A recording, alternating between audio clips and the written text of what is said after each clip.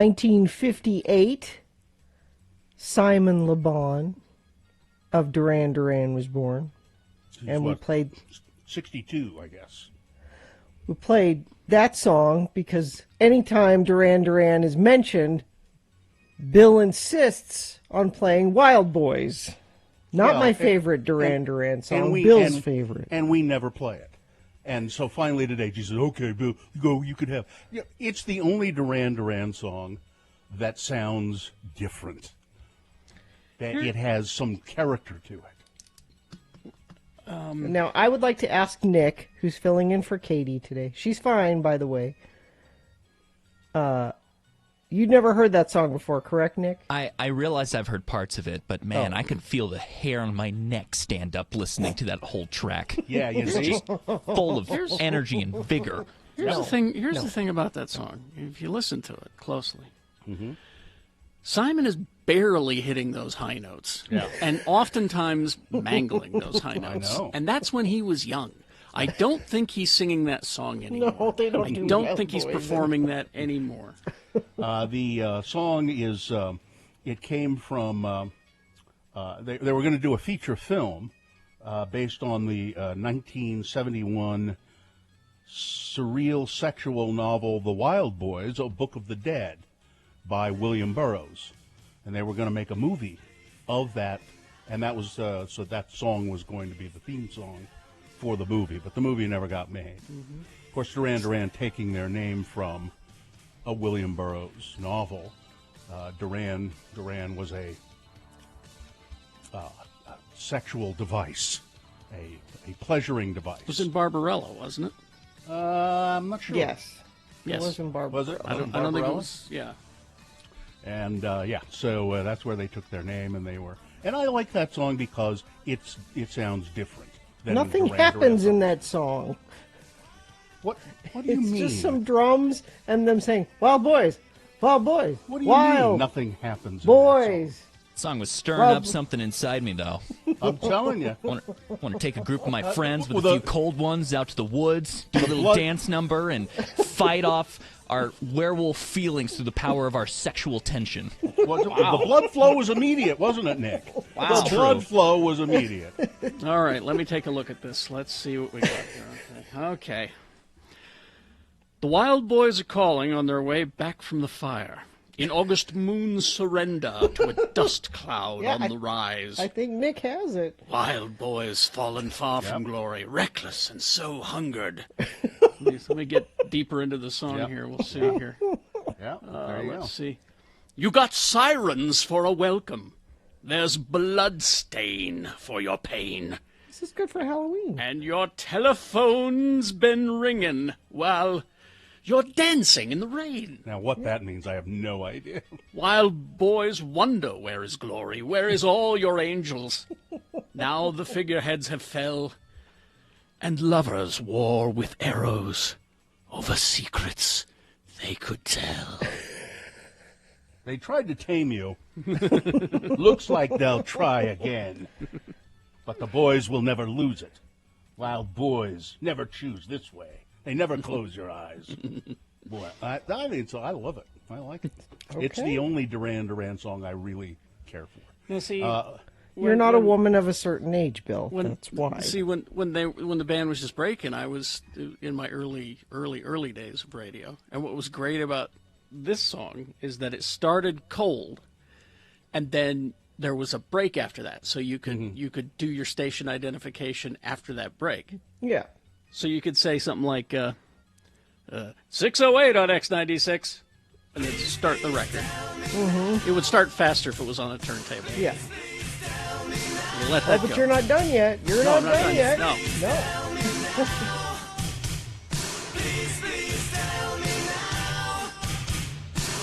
Getting a lot of reports about that Rage Against the Machine show at Spanish Fork Fairgrounds. I'll have that for you coming up.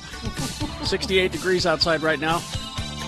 1480 KHQN Duran. I smell like I sound? Is that a song? Yeah, see, then you Hey. do the radio. There you go. That's what DJs used to do, Nick. Gotcha. I just hold back my burps now. That's the one skill you need to be on the radio. That's all I know. That was a seminar at Radio Boot Camp, as a How matter to of fact. hold back your burps. Yeah. I think, Art Volo conducted that. Well, anyway, hi. How's Well, it going? things seem to be working this morning. That's a good sign. Yeah. Yeah, that's I think so. Katie is going to be back tomorrow. Is that what I understand? We don't know. We'll see. So I don't know if she had an exposure. She's tested negative so far. Twice. She's fine. She's tested negative twice, so I think. So we're just being. Oh, did she get the second test back? Yeah, I think so. Didn't she? Not to my knowledge. I didn't hear about that.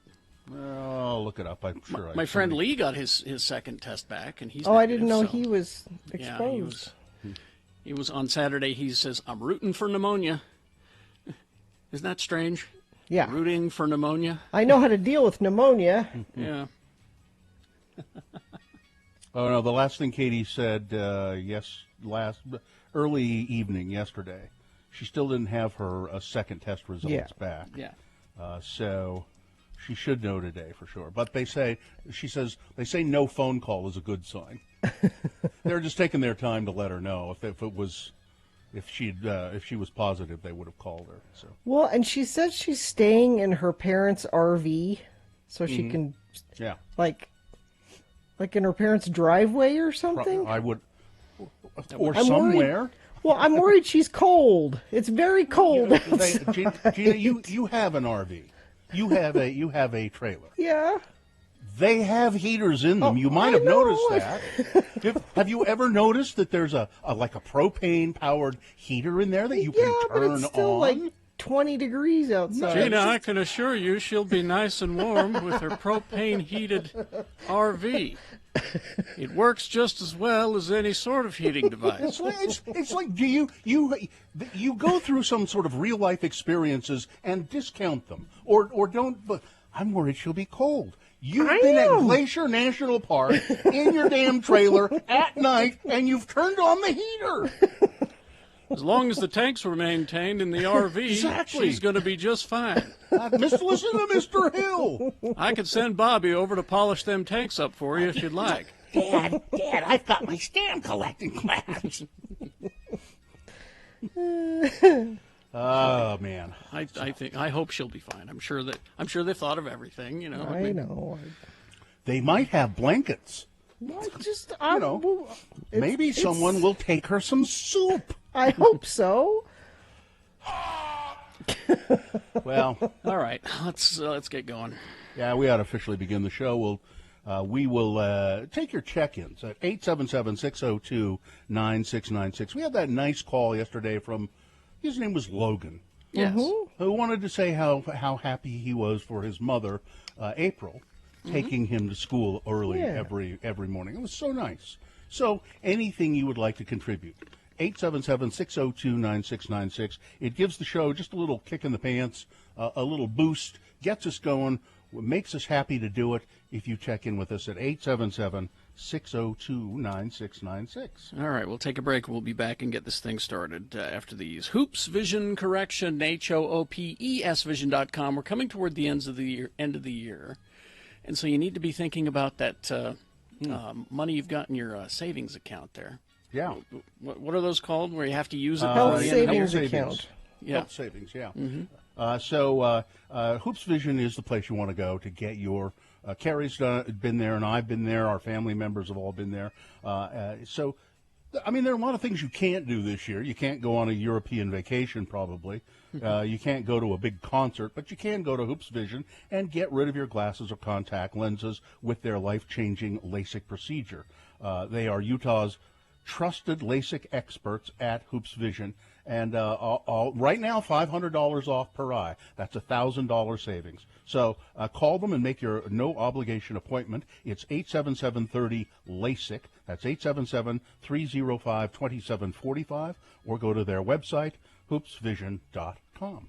There are 80,000 uninsured children in Utah who started school this year and need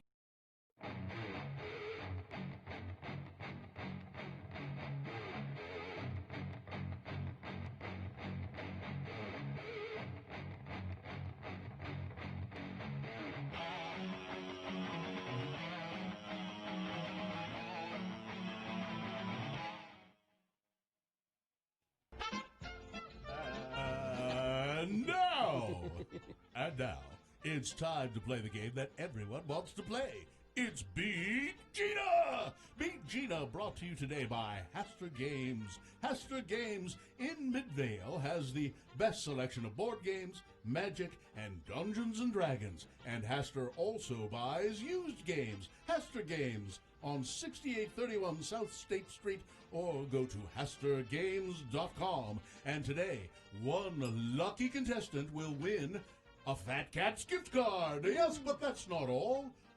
Another contestant, no, the same contestant, will win a Radio from Hell tote bag. And now, here's the man who can host a game show with one hand tied behind his back. He's so good, he can host 2 game shows at the same time. Wow. When you look in the dictionary for the words game show host, you will find his picture, and you will swoon. Wow. Here he is, the man, nay, the legend, Kerry Jacksboy Jackson. Thank you, Johnny. You're welcome, Kerry. Although I think you're just taking Wikipedia entries about Wink Martindale and using them for me, right? Oh, no. Wink Martindale doesn't cast a shadow like you do. All right. Well, thank you. You're welcome. How we pick the contestants, you ask? Well, it's easy. We determine, based on the prize that they're going to give Gina, if she beats them at Scary Movie Trivia. So, line 1, Gina is offering you a Greek gyro meal. Ooh. Okay. I don't know whether it's prepared here or no, there's no specifics. Transported. Okay. Doesn't say. Line 2 is offering you Halloween cookies and wine. Okay. And line 3 is offering you Lehigh Bakery donuts. I've never had the Lehigh Bakery donuts. Oh, they're very good. Okay, we'll go with that. Is that what you want? Sure. Going with Lehigh Bakery donuts with Brad. Brad is who you will be playing against today. Brad, are you there? Oh, hang on. Brad, are you there?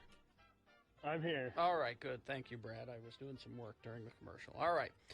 We toss coin to determine who goes first. It does give you an advantage in the game. Heads or tails? Tails. All right. Coin toss app says tails. That means you go first, Brad. Are you feeling confident, Brad? Very confident. Oh, All right. Okay. These trivia questions prepared by Katie, I would think. No. No? Okay. Hawk. Based on the Scary Movie franchise. Okay. Which were the parodies of the Scream movies and a whole bunch of other horror movies, and so it's based on those. Okay. So here we go. Brad, your question first. Multiple choice. What is the name of the high school that Cindy goes to in the first Scary Movie? Is it 1, Shadyside High School, 2, Serial K High School, 3, Dead Bodies High, or 4, B.A. Corpse High School? I think it's A. Shadyside? Incorrect. Shadyside. Gina. B.A. Corpse. B.A. Corpse is correct. It's 1-0 for Gina, and I don't think I'd like to go to that high school. Gina now controls the question as well. Gina. Yeah. What did Cindy type on the computer to summon the police? What was her message to call the police?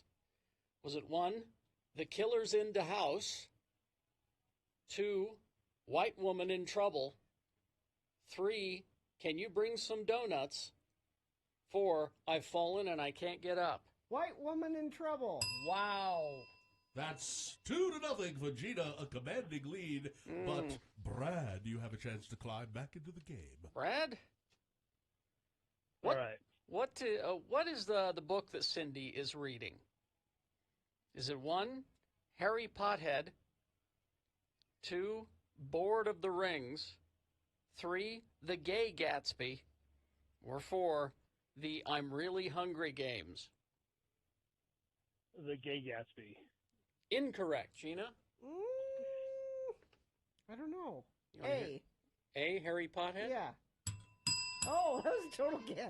Well, Gina sweeps the game. Wow. Brad almost didn't get a chance to say anything. And now you'll be I guess I gotta go rewatch those movies. Yeah. You'll be enjoying delicious Lehigh Bakery donuts, and poor Brad will go home empty-handed. People shouldn't expect me to do that again. That was a That may never happen. No. You whipped him like a souffle. Hang on, Brad. All right. I'm going. Goodbye. You're just out of here? Yes. You can't leave until I turn the music down. Oh, you're right. I can't. It's I'm like- trying to. It's like a Doctor Strange spell. I'm trying to, but I can't leave. Tell me the truth, Gina. You guessed on all of those. Totally guessed. I knew you didn't see those movies. I just knew it. Okay, Johnny, you're free. Thank you. You're released.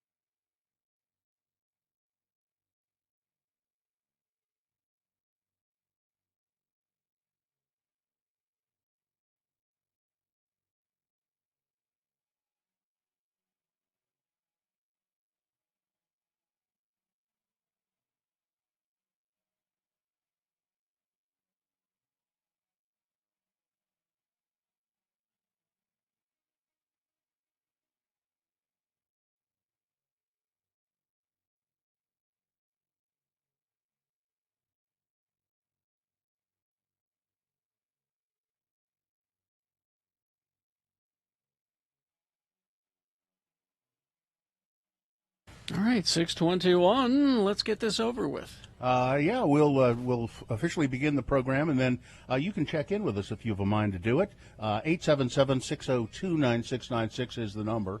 You can call and just say hi. Maybe ask us what we're going to do on the show today. Or maybe you've got something that's on your mind, or something that you want to promote. Whatever. 877-602-9696. Gina?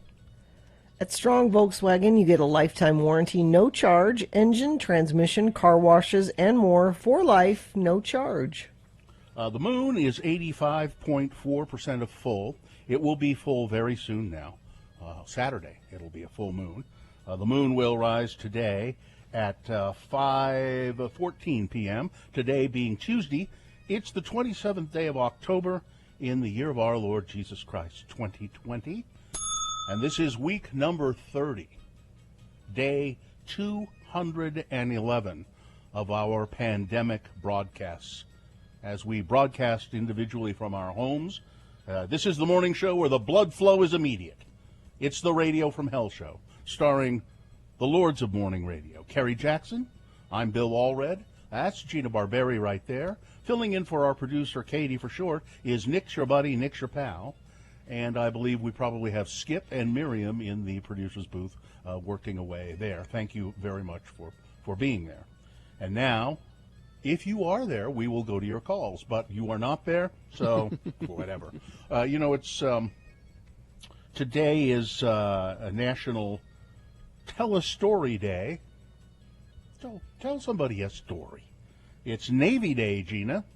Aww. And it's National Black Cat Day. What am I supposed to do for Navy Day? Do I get him a present? Do I get Festus a present for Navy Day? Have some Navy beans. So Navy Day is just a day to honor the sailors of our great Navy. Ahoy there, sailor. This day is for you. Many nations around the world celebrate their navies with special days dedicated to them. In the United States, Navy Day is commonly celebrated on this day. It was designated Navy Day by Theodore Roosevelt. And, yeah. I just feel like I should have had my Navy tree up, and I didn't. I'm new to the Navy. I'm a new Navy mom. Is there some sort of group of Navy moms who can walk there's you a through this Facebook stuff? group. There is a Facebook group, and they're very interested in crafting nautical themed. This was predicted years ago with my shirt, if you think about it. the shirt that you bought at Dillard's. She came into wore to Florida. Came into the room that we were in. We were at a conference, and she was proudly wearing this brand new shirt, and it had a big anchor on it. And she walked into the room, and I went, "What? I mean, I'm no fashion maven, but what's with the anchor?" I have been shamed by this anchor shirt for 20 years. And now you're the only one who ever brings it up, Gina. I think it was prophetic. Now that I think about it, I knew pathetic. there was. It was pathetic. You're right. No, prophetic. Yeah, pathetic. Good morning, Lords. Shasta from New York here. It's my birthday today. I've been up for 2 hours, and no one has wished me happy birthday yet. Would you like to be the first to do so? It would make my week. Yes, happy birthday. So Shasta, here. Happy birthday to you. Happy birthday to you. There you go. I wonder why her parents named her after a cola, a soft drink. They didn't. We've talked to her about it. They didn't name her after a cola. Are you sure? Yeah, I think what it did was they name her after? Shasta Mountain or something. Or is it that liger up at the Hogle Zoo? Shasta the liger. All right. I wish we had a picture of you with that. Do we have a picture of you with that anchor shirt on? There's a picture on the Radio from Hell Facebook page. Let me see if I can find it. I'll go look for it. You'll have to go way back. Yeah. It was quite the shirt. I'm going to do a little search. Yeah. It was just so Dillard's, too. You know, it was just it was painfully Dillard's. It was this close to a Halloween sailor costume. It was not that bad. Didn't it have like the I don't even know what you call it. That mini kind of cape that falls back? No. As a Navy mom, you should know the name of that little miniature cape that hangs epaulets. off the one that goes down the back. I found it. I have it right here, Nick. I'll email it to you. Or should I email it to Katie? Is that where you'll get it? Okay. Send it to Katie's email, and then they can put it up on Radio from Hell TV, where you can see us live at x96.com/live. You can watch us broadcasting from our homes. So as soon as you guys get that, put that up in the That's terrible. on Radio from Hell TV. You were proud of that shirt too. No, I wasn't. It was the first time you'd ever. It was the first time you'd ever worn it, and you were wearing it proudly. I do want to know what you call that little miniature cape that's on the back of the sailor uniform. Is it a capelet? I don't know. That's why I'm asking. I want to know. It just goes down to like between your shoulder blades. I'm not even sure what you're talking about. Let me look it up and see. It was on the Cracker Jack box. Oh, I know what you mean. I know what you mean. Sure. It's like a little miniature cape going down his back on the sailor uniform. Yeah, it probably. Let's see. I know because when I was an infant, I had a little sailor uniform, and I remember the cape. So it would get everywhere. Yeah, I'm not seeing it right off the bat here. Yeah, but Shasta named for Mount Shasta, where her mom lived in California. I remembered Shasta. Let's see. The Cracker Jack guy's name was Sailor Jack. Jack, I guess. No, it's just whenever you see a fancy sailor uniform, and they've got the sailor hat, the Gilligan hat, except being worn properly, and it's usually a blue uniform, and it's got it's like a little cape that goes down to about between your shoulder blades. And I wonder if that has a name. Well, I'm sure it does. We'll find it. You'd think there would be a sailor out there right now who would. Well, as a Navy mom, I think that it's incumbent upon Gina to learn what that is. Anyway, give us traffic. Stop your search. I've been trying to do the shirt. Okay.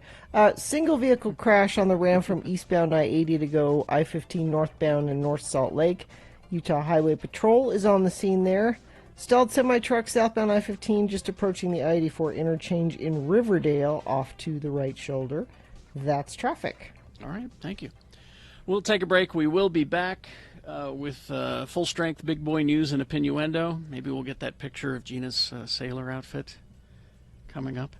Utah word of the day on the way. Round one of your boners, all coming up. Stand by for that. New Dwello Homes. Yes, grants for down payment assistance for you to buy a home are back. You can get up to $15,312 or 3.5% of your purchase price to buy a home. All you have to do, text the word money, M-O-N-E-Y, money, to 62687. That's money to 62687. Now, don't be deceived. You don't have to be a first-time home buyer to do this. All you need to do is show a 620 or better credit score and demonstrate that you're stable by the fact that you've had a job, the same job for at least 2 years, or you've been in school for 2 years, so that you have stability. These are completely forgiven grants, up to $15,312. That's great. So just text the word money to 62687, and New Dwello will text you the requirements for this grant program. When Carrie, Bill, and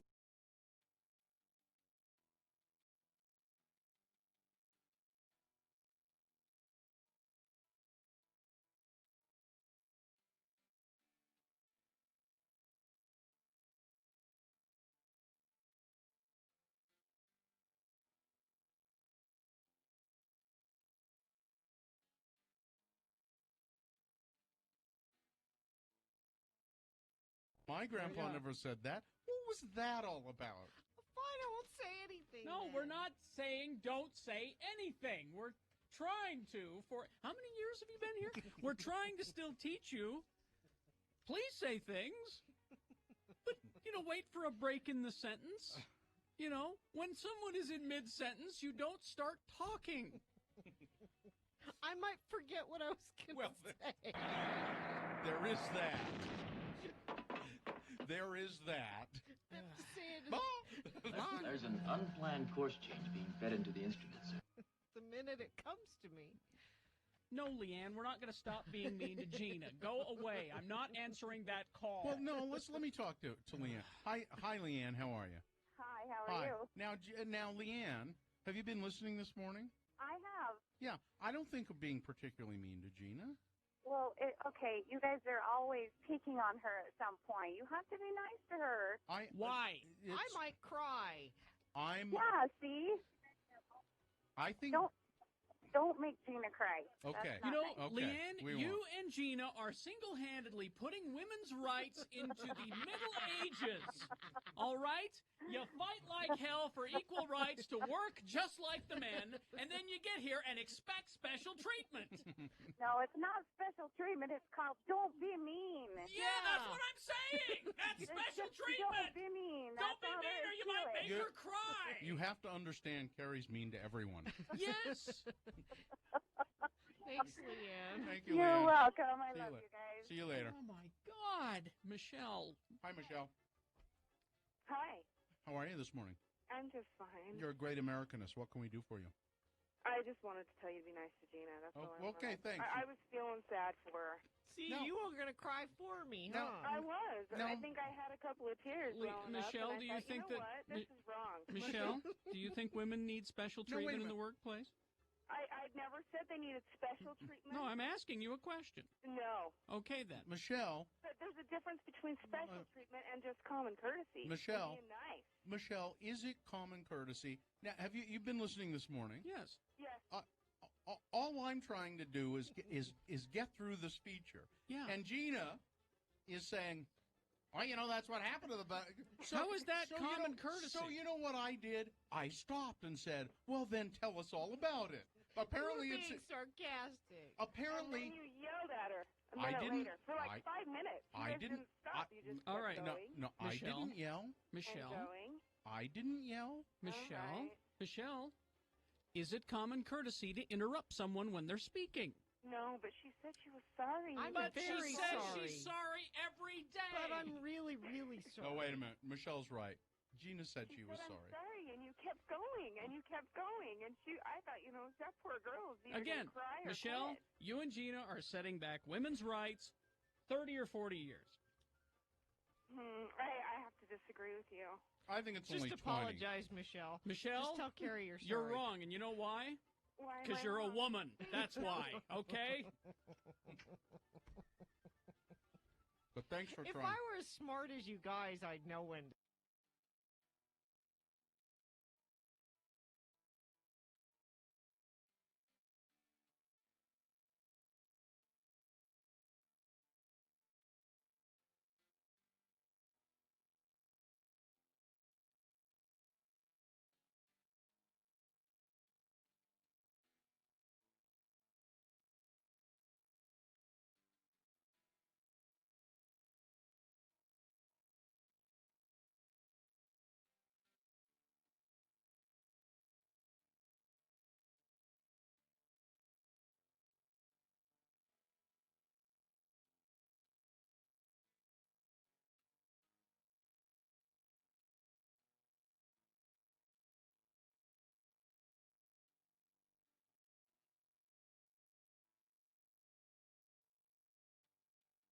All right. Okay, now I'm getting different information.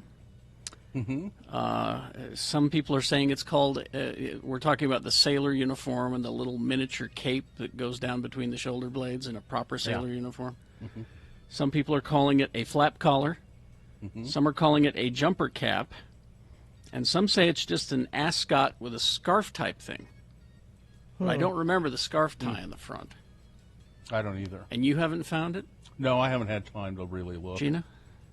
No, I was looking for my picture. I was looking for that. Do we have that? Yeah, Do we put have that up.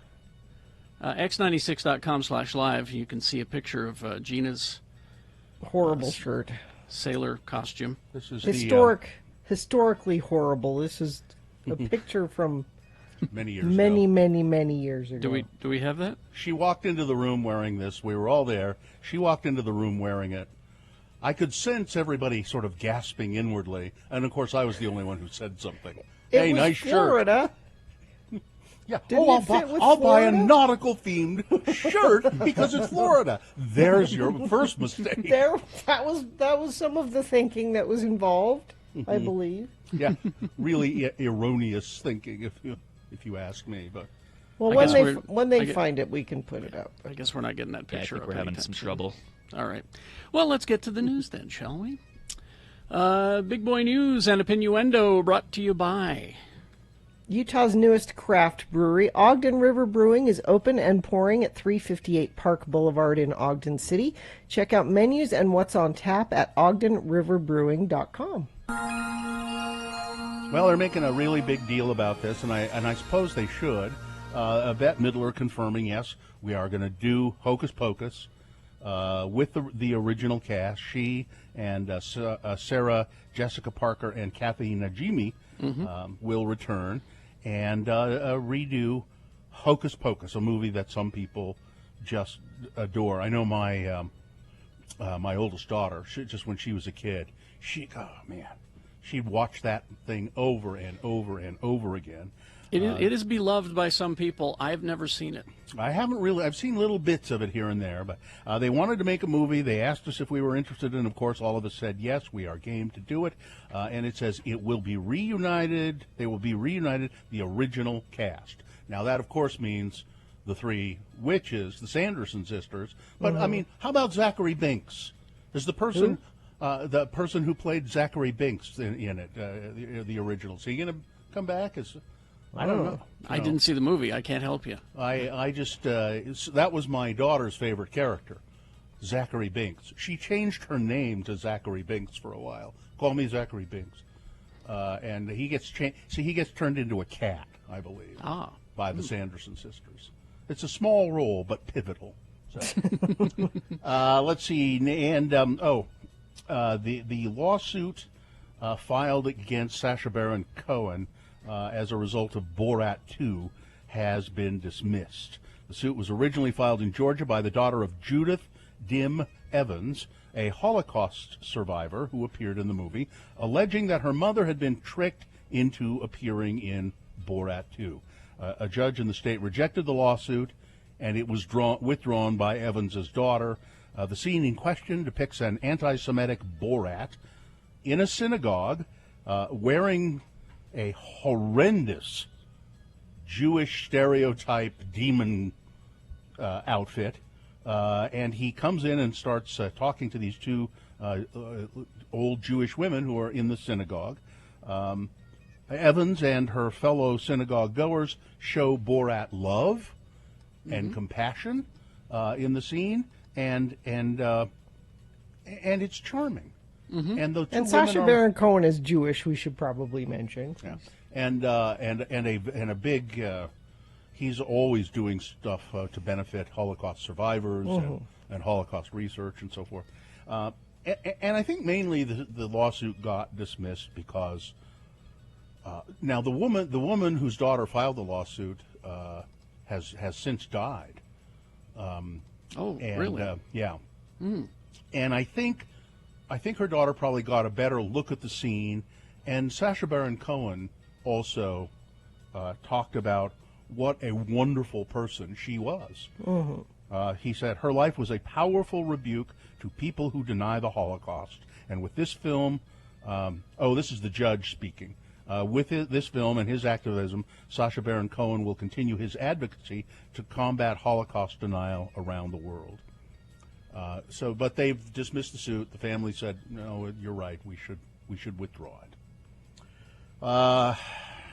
Pandemic fatigue, the collective exhaustion of pandemic fatigue, has emerged as a formidable adversary for governments that are counting on a high degree of public cooperation with the latest round of restrictions to flatten the infection curve. Too much pandemic fatigue, authorities say, can fuel a vicious cycle. A tired public tends to let its guard down, triggering more infections and restrictions that in turn cause more pandemic fatigue. And people are getting to the point where they're just saying, I don't care anymore. I can't take it. Those who stepped up at the beginning and did as they were asked and said, no, this is the right thing to do. Social distancing, wear masks, wash your hands, make sure that we try to not spread. And it worked. It worked for a while. But that's the thing is you've just got to accept in your head, this is the way the world is now. And then, don't, sit and mourn, the way the world used to be. Just, this is the way the world is now. I'll get through this. Bars and cafes that reopened after the spring lockdown are suddenly off limits again. Workers who were told to return to their offices are now being asked to work from home if possible again. In France, authorities recently halved the length of quarantines to 1 week, believing that it would boost compliance. It's a matter of balance. To be able to enforce a new rule, we need to make sure that people can accept it, said French Education Minister Jean-Michel Blanquer in an interview. Here in Utah, the cases are way up again. Statewide hospitalizations for coronavirus, they held steady at 300 patients yesterday. The Utah Department of Health reported 1,201 new cases diagnosed, with caseloads usually lower over the weekends. Today's a better day, said Dr. Nathan Hatton, a pulmonologist with University of Utah Health on MSNBC on Monday. But he added, University Hospital is still assessing capacity on a minute-to-minute basis, almost trying to figure out how we can take care of these people. And we have heard now on national news Utah in the spotlight as being a state where the healthcare system, the hospital system in particular, is on the verge of breaking down. Utah State epidemiologist Dr. Angela Dunn responded to the report that the hospitals could soon be forced to ration care in Utah. With new coronavirus cases shattering records, she said, quote, "This is not okay. It's maddening that we are planning to ration care in Utah. It's unacceptable. We must do everything we can to slow COVID spread. No excuses." It's maddening because if we had all been doing the right things months ago, like she said, it makes it easier to deal with now. So we've had this 5 to 7 days of upticks in cases. Then it will be another 5 to 7 days before those people start ending up in the hospital. That's when the hospitals are worried about getting overrun. Greg Bell, the president of the Utah Hospital Association, said administrators of the state's hospitals confronted Gary Herbert, the governor, on Thursday with this grim list. Criteria that they propose doctors should use if they're forced to decide which patients can stay in overcrowded intensive care units and which have to be moved out and very possibly, because of being moved out, die. Under the criteria, which would require Herbert's approval, patients who are getting worse despite receiving intensive care would be moved out first. In the event that two patients' conditions are equal, the young would get priority over the old, since older patients are more likely to die. A Utah group's Halloween protest party has been canceled. Good. Jeez, it was going to be on Saturday night near Salt Lake City. Organizers claim it's being canceled because they were harassed and intimidated. Okay, fine. All right. The protest on Halloween party was promoted via social media by a group calling itself Utah Tonight. The party was to feature 4 DJs and a guarantee that attendees would not have their faces shown in photos.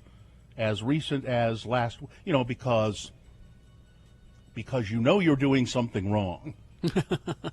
So exactly. You don't want anybody to see. And I might get fired from my job. And I don't know how you stop that with social media. Everybody's got a camera. As recent as last week, the group said that the party's purpose was to promote mental health and to raise a voice against those who are using fear and misleading information to gain power and control of our lives. That's what some people think. Yeah, I want to control your life. That's what I want. Listen, I predicted this. I don't think I said it on the radio, but I was talking with you guys about this a couple of times over the last month or two. The Salt Lake Tribune is going to stop printing a daily paper. You did predict 2021. Now, I don't think this is as horrible as people are saying. Really? It is. It is horrible. But if they focus on their digital paper, which needs help, because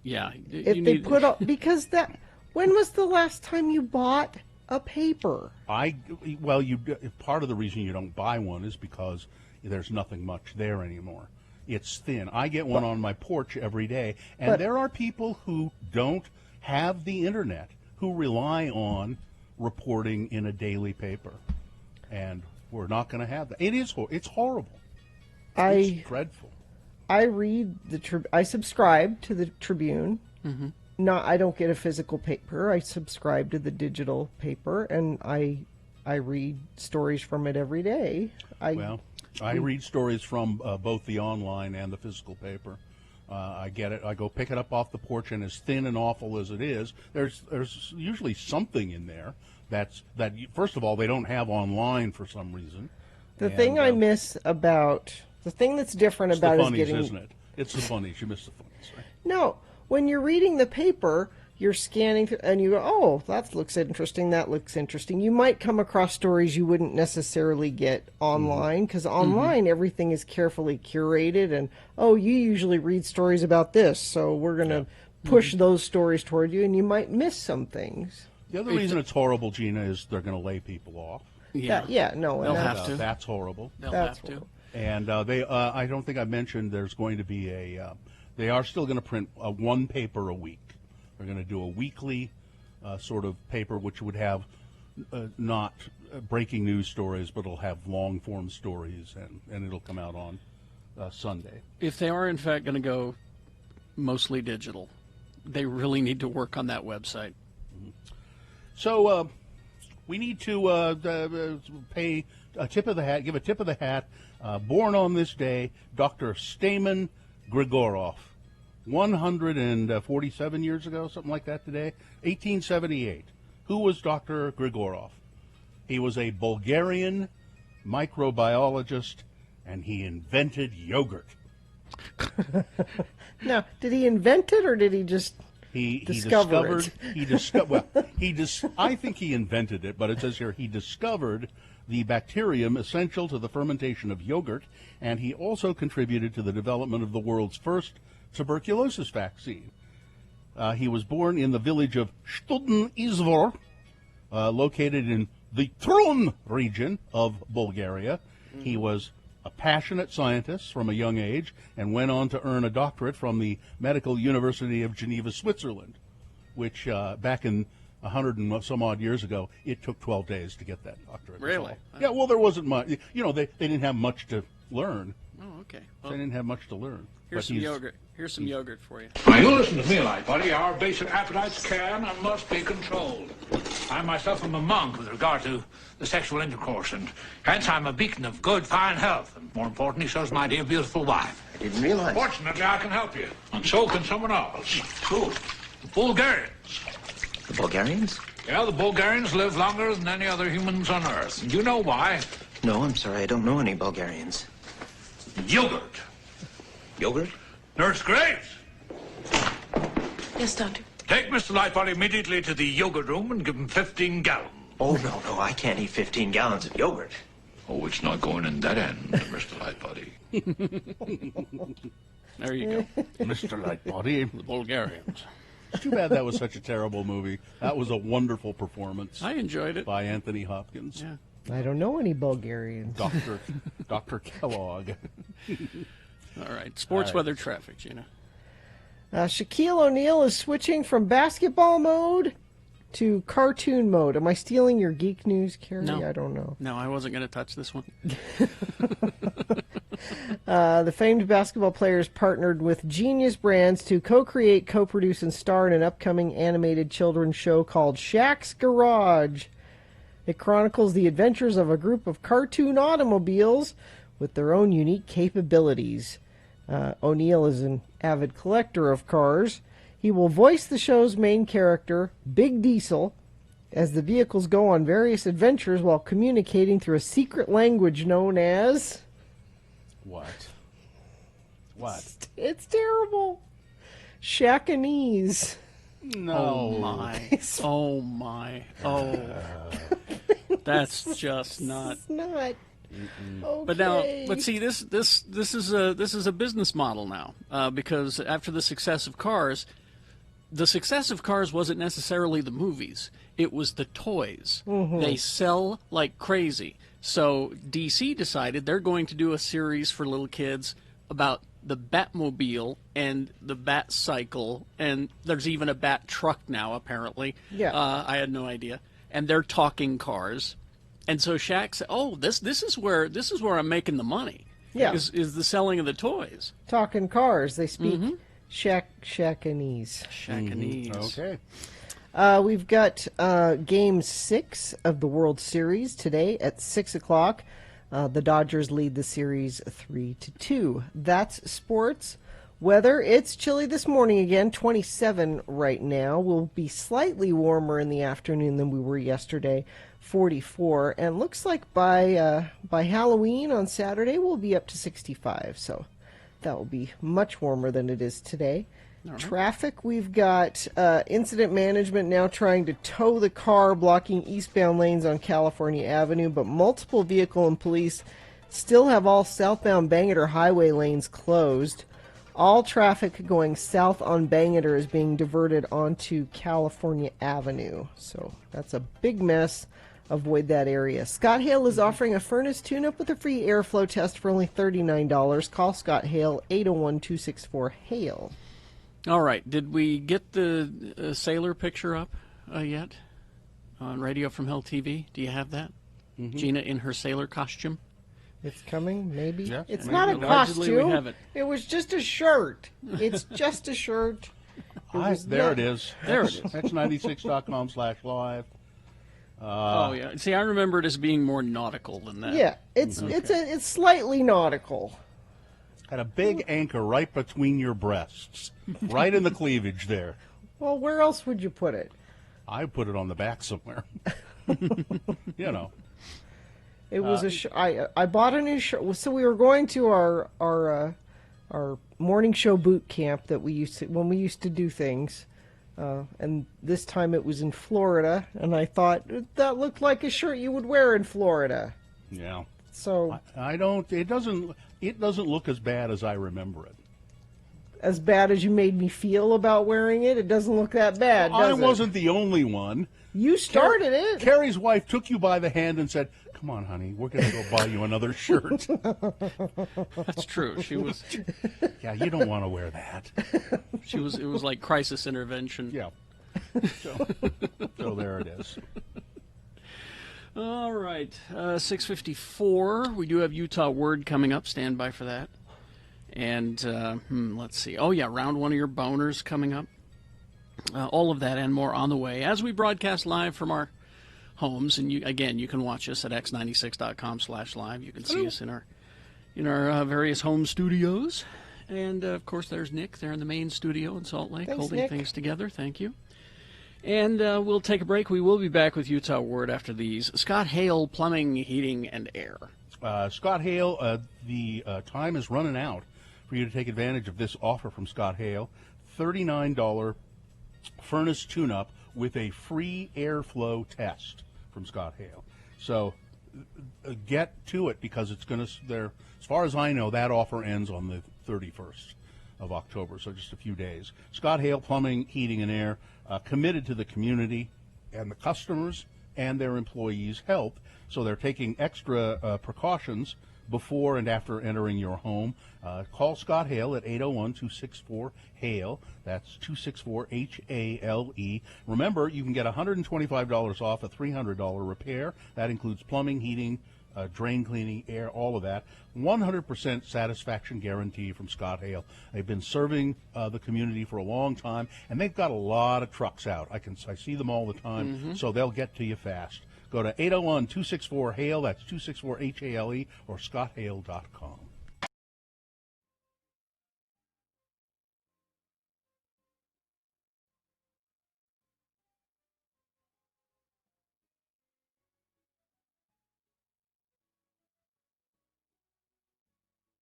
All right, we're going to wrap things up with Ask a CG Artist here real quick. I'm going to put you on the spot. You say you had a friend who's worked on the Thor movie. He is, by the way, John Patrick Rooney, who is a CG artist, works out of L.A., but here to visit family. Yep. And your friend did the animation of the Destroyer. More so modeling and texturing, not the animation. The animation of it. But he helped build the character. The Destroyer is exactly. like this In giant... what movie in is it? Thor. Oh. He's like this giant killer robot Just coming out this summer. that destroys a town. He also did, it's my roommate, and he did the hammer for Thor that you see at the end of Iron Man and in this one as well. Do you guys have girlfriends? Sometimes. Listen, with all the dough they're pulling down? No, I asked because, they are boyfriends. Or boyfriends. No, I no don't boyfriends. Listen, they're on the computer you all take a girl day. you take a girl to Iron Man 2 and you say wait till the end, and when that hammer shows up you say I did that. You're in. No, I'm not saying. I'm saying it sounds like they are chained to a computer a lot of the time. I have to say I've had one relationship go south because I was working. That's all I'm saying. It was a good Ogden girl too, living in L.A. A good Ogden yeah, girl? good. I know. There's no such thing. In a good in a bad way. Yeah, right. Bad in a good Bad way. in a good way. That's all. Good Ogden girl. Let's see. A quick software question from Nick.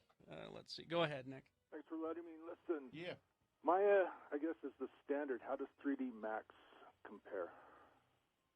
3D Max is a standard for a lot of things, a lot of car commercials and things like that, and video games use 3D Max, but more and more Maya is becoming more of a standard. I hate modeling in 3D Max. It drives me nuts. Now, you were saying that if I were just to buy the Maya program, it was how much again? I'm not sure, but it's like over 1,000. Over 1,000? Almost 1,000. 4,000. Yeah. Almost what? 4,000. Almost 4,000. Well, 3,999. That's almost close. Yeah. Almost. It sounds to me like if this is what you're gonna do, it might be worth it to invest in that. Yeah. All right. You can use those programs if you go to a school. They have them available. This is true, and I know even up at the U they have those programs available, and it's all part of your fees. So. Here's a question without getting too political. How is your health insurance as an independent contractor? It's a bottle of Advil. Somebody wants to know, where's my holodeck? Yeah, that was We're my gonna next have the question. Where's holodeck. my damn holiday? Yeah, I'm working on it, so All right.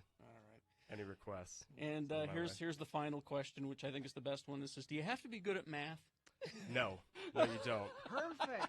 But sometimes I've used some trigonometry and Yeah, like don't you need scripts that and for, things like for that. architecture? Don't you Yeah, know what I mean? sort of. Trigonometry.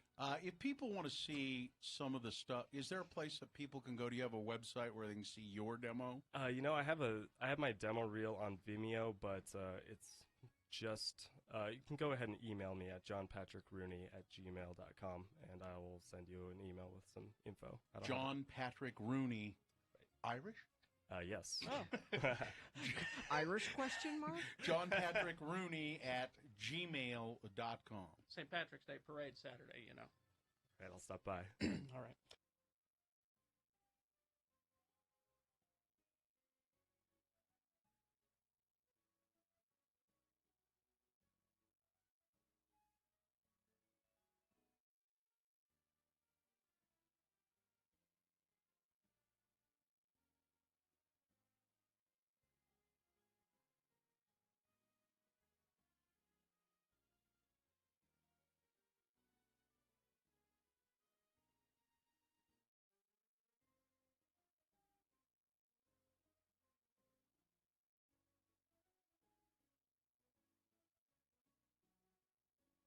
That reminds me. Yeah. It's it's Halloween week here on the Radio from Hell show. She's gonna. What? We should be expecting a visit from Chainsaw Guy sometime this week. We're running out of time. I think he's self-quarantined. I think he's in quarantine. We're running out of time He might be. for Chainsaw Guy We'll check. to visit. We'll check. I'm looking for my hockey mask. I can't remember where I put it. You need that handy. Maybe it's with your skates, Kerry. Maybe it is. Now, sometime later in the show, thanks to Liza Nell for sending me this, I now know more about Navy uniforms than you, Navy Mom. I want to know all about it. It's a list. Okay. Oh, okay. It's a list because people love a good list. They do. So I'm going to help you, Navy Mom. Thank you. Does to it learn have what the cape is on it? It has what that is. Okay. It explains it. Okay. It goes into many details, and you'll be able to go on the Navy Mom Facebook group now, and go, Nick, I want you to make this a best of clip so I can put that clip. Don't say that because it may not be a best. Okay, if it goes well. Yeah. Also, more corrections, more addendums to the 6 a.m. hour. Excuse me. Yes? The character's name is Thackeray Binks, not Zachary Binks. Oh, I'm sorry. Apologize. I thought it was Thackeray. I always thought my daughter was saying Zachary Binks. Thackeray. You thought she had now, a lisp. Now, you said that she wanted to be called this name, Yeah. and so you were calling her Zachary, and she never said, it's Thackeray, Dad? Well, I didn't call her that. Oh. I never did it. So she asked you to do one thing, and you didn't. I know. No, I said, I'm not calling you that. I'm calling you by your name.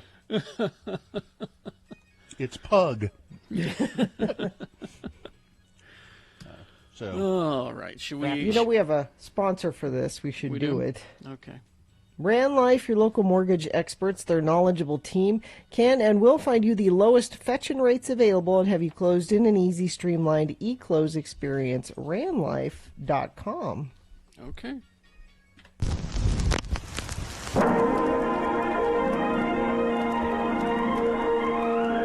It's often said that people of Utah speak a language all their own. It's a language that's often confusing and even incomprehensible to newcomers here in the Beehive State. So, Radio from Hell presents a handy guide to help everyone understand how the natives speak. It's the Utah word of the day, and today's word is... Scroom. S-K-R-O-O-M, scroom. This Utah word is truly a classic. It was first documented years ago by the kindly Utah linguistics professor, Dr. Spencer Jensen, or Spencer Jensen, as many people called him, and indeed he called himself. Dr. Jensen had a segment on an earlier incarnation of this program and joined us from time to time with Utah words that he discovered during his extensive field research in the wilds of the Beehive State. Today's word was first heard by the good doctor in a cafe in the small Utah town of Ceram, and until the day of his death, the professor said scroom was one of the best Utah words ever. Hell's sakes, LeGrand, you're getting upset over nothing. You just gotta learn to not let them get to you. I know. But when I say who I'm voting for, I get all kinds of crap from all sides of my family.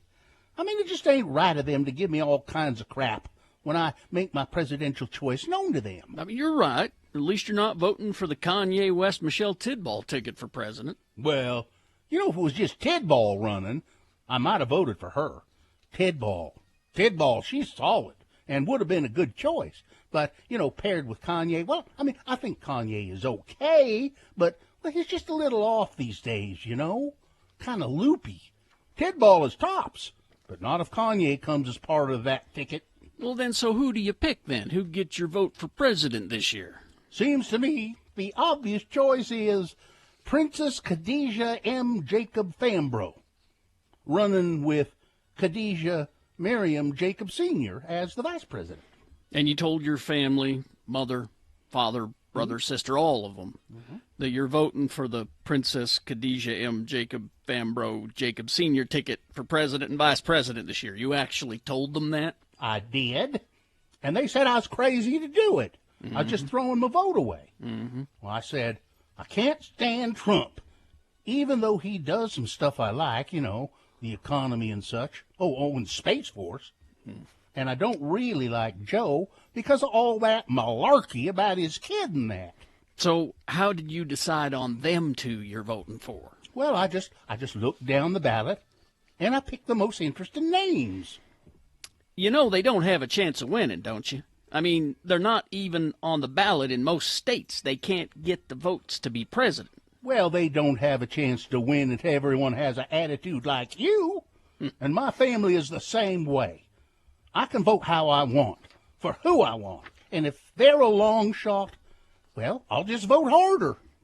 Whatever you say, partner. And you're right, no matter how futile or foolish it is, you can vote for whoever you want. But what about your family? What do they think of it? Screw 'em. If they stay mad at me all they want, they can just stay mad at me. Screw 'em. I don't care. Screw 'em. That's what I say.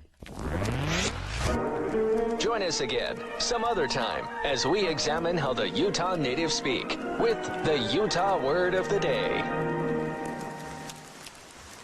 There we go. Ceram. That's a word that he heard in Ceram. Ceram? Ceram. And it's the town where every time somebody says the name, I want to say Gesundheit. Where are you from? Ceram. The lake, I used to fish in Lake Ceram long time ago. Yeah, there's Is that a Book of Mormon theme? I think so. I looked it up once, and now I can't remember what Ceram was. But I think it's from the Book of Mormon. And it's always like you're driving to Torrey, and you look off to the right, and it's down in this beautiful little valley. And it's just this little town, and I've never gone down to see what the town is, but somebody told me once that there's a nice little cafe and bar there, and it's where the trout. It's a Native American name. Oh, it is. Ceram is Native American. The trout that they serve at the Hell's Backbone restaurant, Hell's Backbone Grill, is from Ceram. It's from Trout Farm in Ceram. Ceram originates from the Native Americans indigenous to the area, the Paiute Indians, and their term for the valley, named for the deep red clover that grows in the lush meadows of the Ceram Valley. It just looks like paradise when you look over at that valley. Well, and as I recall, the locals pronounced it Ceram. Do they? Yeah, they mumble it instead of, Ceram. Population 276 people. Yep. Yeah. It's been a long time since I've been down there. Let's see. Travis the Pieman, my dad's cousin, runs the cafe, and the Grass Valley Mercantile is definitely worth a visit. Well, when we come to better times, I will finally go. I used to tell my wife I was going to, when she threw me out, I was going to get a little shack and live in Ceram. Not Torrey? You don't want to? No, Ceram. It's close to Torrey. Okay. But it's that area. Yeah. Right. Yeah. Well, you'll be down there with my relatives. Well, I'll make sure I'll stop in and say hi. Stop in and say hi to Evadine and Richard. Okay. I will. They still got lots of kids. Evadine. Are they in Loa? I think they're in Loa or Richfield. They're in that area somewhere. I can't recall where Evadine lives now, but stop in and say hi. Evadine and Richard. Carrie says hi. It's a great area. It's great. And you're close to Fish Lake, I think. And, oh yeah. It's all in that. Yeah, beautiful. It's very nice. Traffic, Gina, please. The crash on I-250 northbound at the 201 freeway interchange ramps. The right lane and shoulder are blocked. Traffic is backing to 35th South. Instant management on the scene, dealing with that car blocking eastbound lanes on California Avenue. Multiple vehicles and police still have all southbound Bangor highway lanes closed. All traffic going south on Bangor is being diverted to California Avenue. And let's see, friends of the program say I-215 eastbound 201 ramp blocked up with sudden stops, single vehicle accident. Thank you for sending that in via text at 33986 if you see something. That is the place to get it to us. Grants for down payment assistance to buy a home or back get up to $15,312 or 3.5% of your purchase price to buy a home. Text the word money to 62687. All right, 11 minutes after 7 right now, and we got round one of your boners coming up. You betcha. Here are the titles you're going to be looking at. Boner candidate number 1. We're going to have to check every single one of you. Boner candidate number 2, Yak Cafe. Yeah, that's a great name for a place that serves food. Yak. And boner candidate number 3, and the driver of the minivan did not stop. All right, boners round 1, big boy news, opinioendo, all coming up after these. Stand by. And now a message from the State of Utah COVID Task Force. How about we talk about the importance of testing? If you have symptoms of the coronavirus, get tested. Some people may think that not getting tested for COVID will keep the number of cases down. Well, it just keeps the reporting of the number of cases down. Yeah. It actually causes the virus to spread even more if you don't know that you're sharing the disease with other people.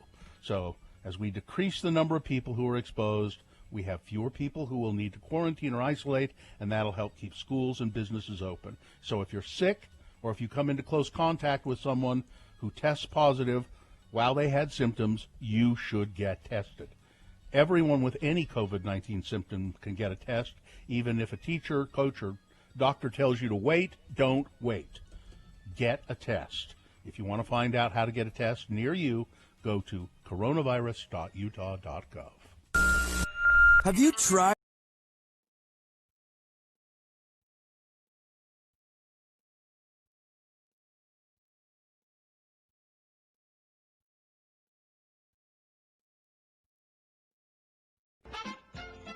It's time for Beat Gina, the game show that always assures there's a peaceful transfer of power. When the game is decided, you can be sure that Gina will peacefully hand over a prize, deserved or not. So join in the fun, and don't worry about losing your precious game show democracy when you listen to Beat Gina. And now, here he is, the defender of game show democracy, the host who fights for the truth, the justice, and the game show way. He won't let the show fall into chaos. No, he's the one, the only, Carrie Smilin' Jack Jackson. Oh, thank you, Johnny. Thank you so much. Good to have you back. It's good to be here. Well, it's let's good to be anywhere. Good to be above ground, as my uncle used to say. All right, we do have a contestant on the phone. We tossed a coin off air to determine that Scott will be our contestant. And Scott, are you there? I am here, thank you. All right, Hi, Scott. Scott has promised to go to Moochie's as much as possible. Excellent. Have Philly Good cheese. choice. It's not much of a sacrifice. we all do our part in this desperate time. Get the Philly cheesesteak. Yeah. Get the Philly cheesesteak egg rolls there. I will try that. I've never had that before. All right. We will toss a coin now to determine who goes first in this game, Scott. It gives you an advantage. Call it heads or tails. Heads. Heads. Coin toss app says it is heads, as you can see. All right. I think that means you go first. That means you have an advantage in the game. This first question is yours alone to answer correctly. If you do, you get a point. If you get it incorrect, Gina then gets a chance to answer it and steal your point away. We'll then go back and forth until somebody has 3 points. So, Scott, Shaun of the Dead trivia. First question. What pub does everybody take refuge in? What's the name of the pub that everybody takes refuge in? Is it A, the Winchester, B, the Dorchester, C, Squatters, or D, the Sun Trap? I'm going to go with A. That would be a good choice. Thank you. It's 1-0 for Scott. Now let's test Gina's knowledge of the wonderful comic zombie movie Shaun of the Dead. It's her turn to answer. Gina. Yes. Nick Frost plays a character named Ed in the movie. Yes. What is written on Ed's T-shirt through the length of the movie? Is it A, I'd rather be Russian than a Democrat? B, I am drunk? C, I got wood? Or D, the word boner with like 2 robots on it? B. I am drunk? Yes. That is incorrect. Really? Scott. Chance to steal. Scott, what's the answer? C. I got wood is correct. It's 2-0 for Scott, and in what may be a clean sweep, Scott controls the question with his dominance of the knowledge of the wonderful comic movie Shaun of the Dead. It's better to be lucky than good. All right. Scott, what crazy thing does Big Al believe? What crazy thing does Big Al believe? A, that there's a secret basement under Comet Pizza. B, dogs cannot look up. C, cats can secretly talk. Or D, COVID-19 is a hoax. I'm going to go with B. I'm not sure about this one. B, dogs cannot look up? Uh-huh. That is correct. Scott, you win the game. Wow. Not only are you going to enjoy delicious food at Moochie's, meatballs and more, you win a Radio from Hell tote bag. To put all your sandwiches in. Your totes and sandwiches and egg rolls. Egg rolls and all that. Congratulations, Scott, and helping transfer power peacefully here on BG. Oh, no problem. It's nice to finally meet you, Johnny.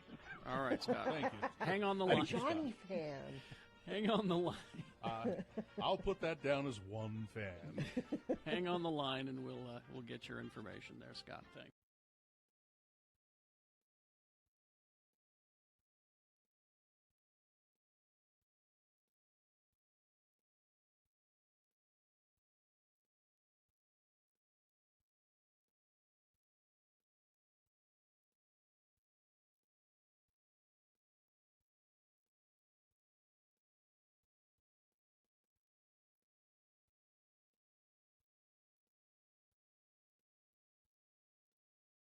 It's 7:18 right now. You can see us broadcasting from our homes at x96.com/live. You can see Nick there in the studio running things for us while Hi, Katie's Nick. out for a bit. Hi, Nick. I don't know Gina about trying that. to trigger seizures and see that light up skull that Gina has. It's got You don't glitter like on it? it, and that bothers me. Yeah, well, my kids made it, and kids make things with glitter. So another reason that I don't have kids. Yeah.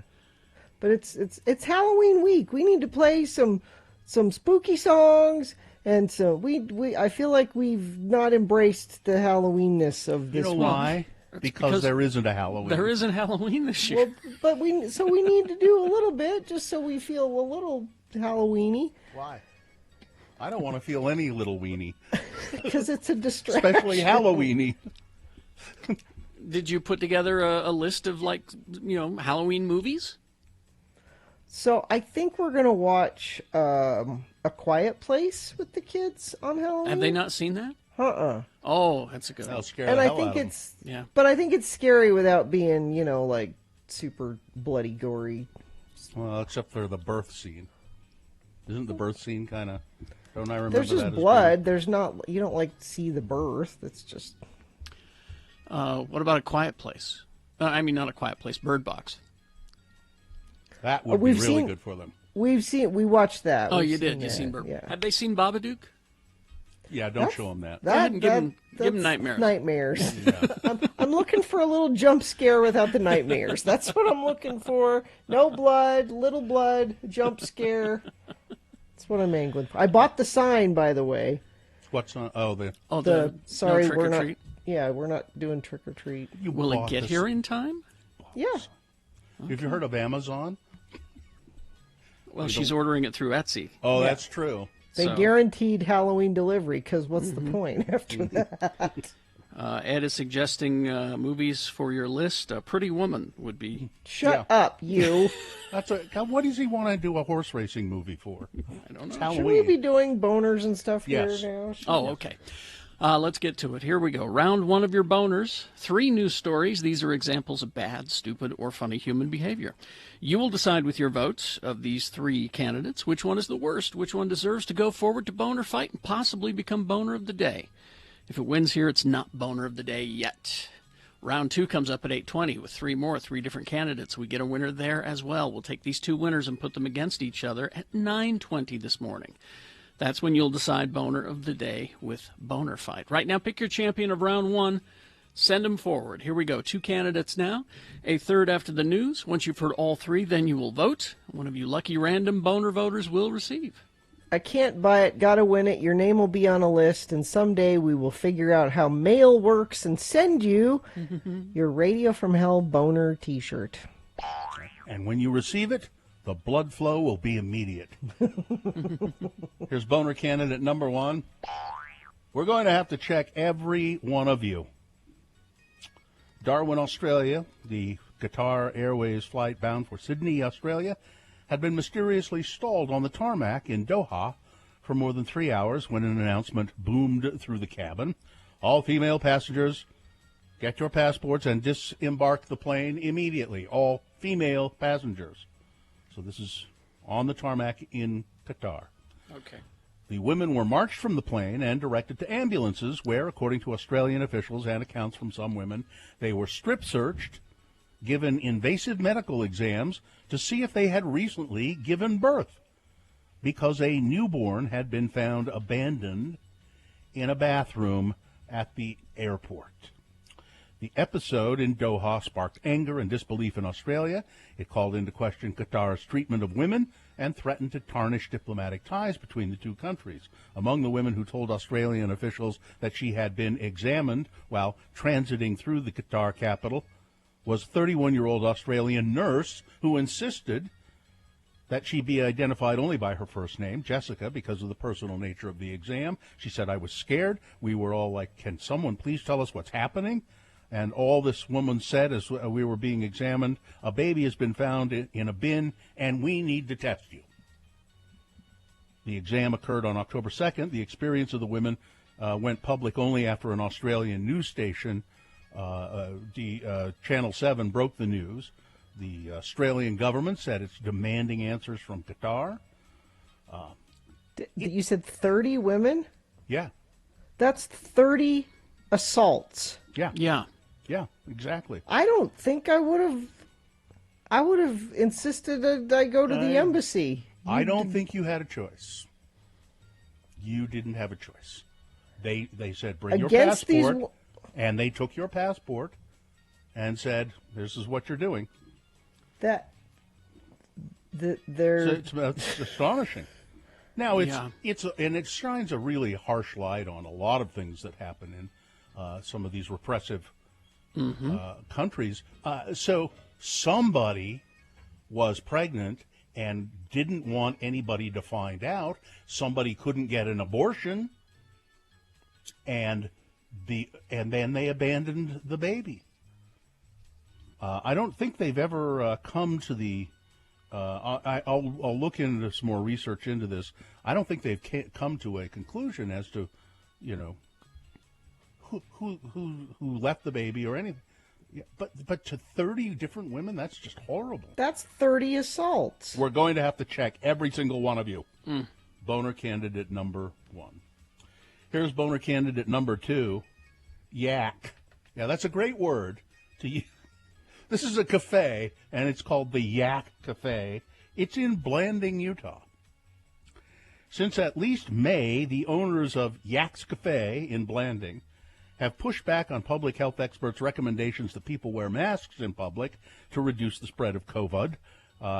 Instead, the owners have actually put up a sign, and they say when customers come inside the restaurant wearing masks, they must take them off. Then the health department should shut them down. They risk of, well, that's, yeah. San Juan, they're in violation but of... it's San Juan County. Yeah. San Juan County, where Yaks is located, has had more per capita COVID cases than anywhere else in Utah since the pandemic began in March, and it remains a high area of transmission, according to state health guideline levels, which means masks are required for employees and patrons entering all indoor settings. The San Juan Public Health Department told the Salt Lake Tribune they were in discussions with the county attorney about what we feel would be the best course of action here. But there's a sign on the cafe door that says, no masks allowed. You have to have a license to operate that business.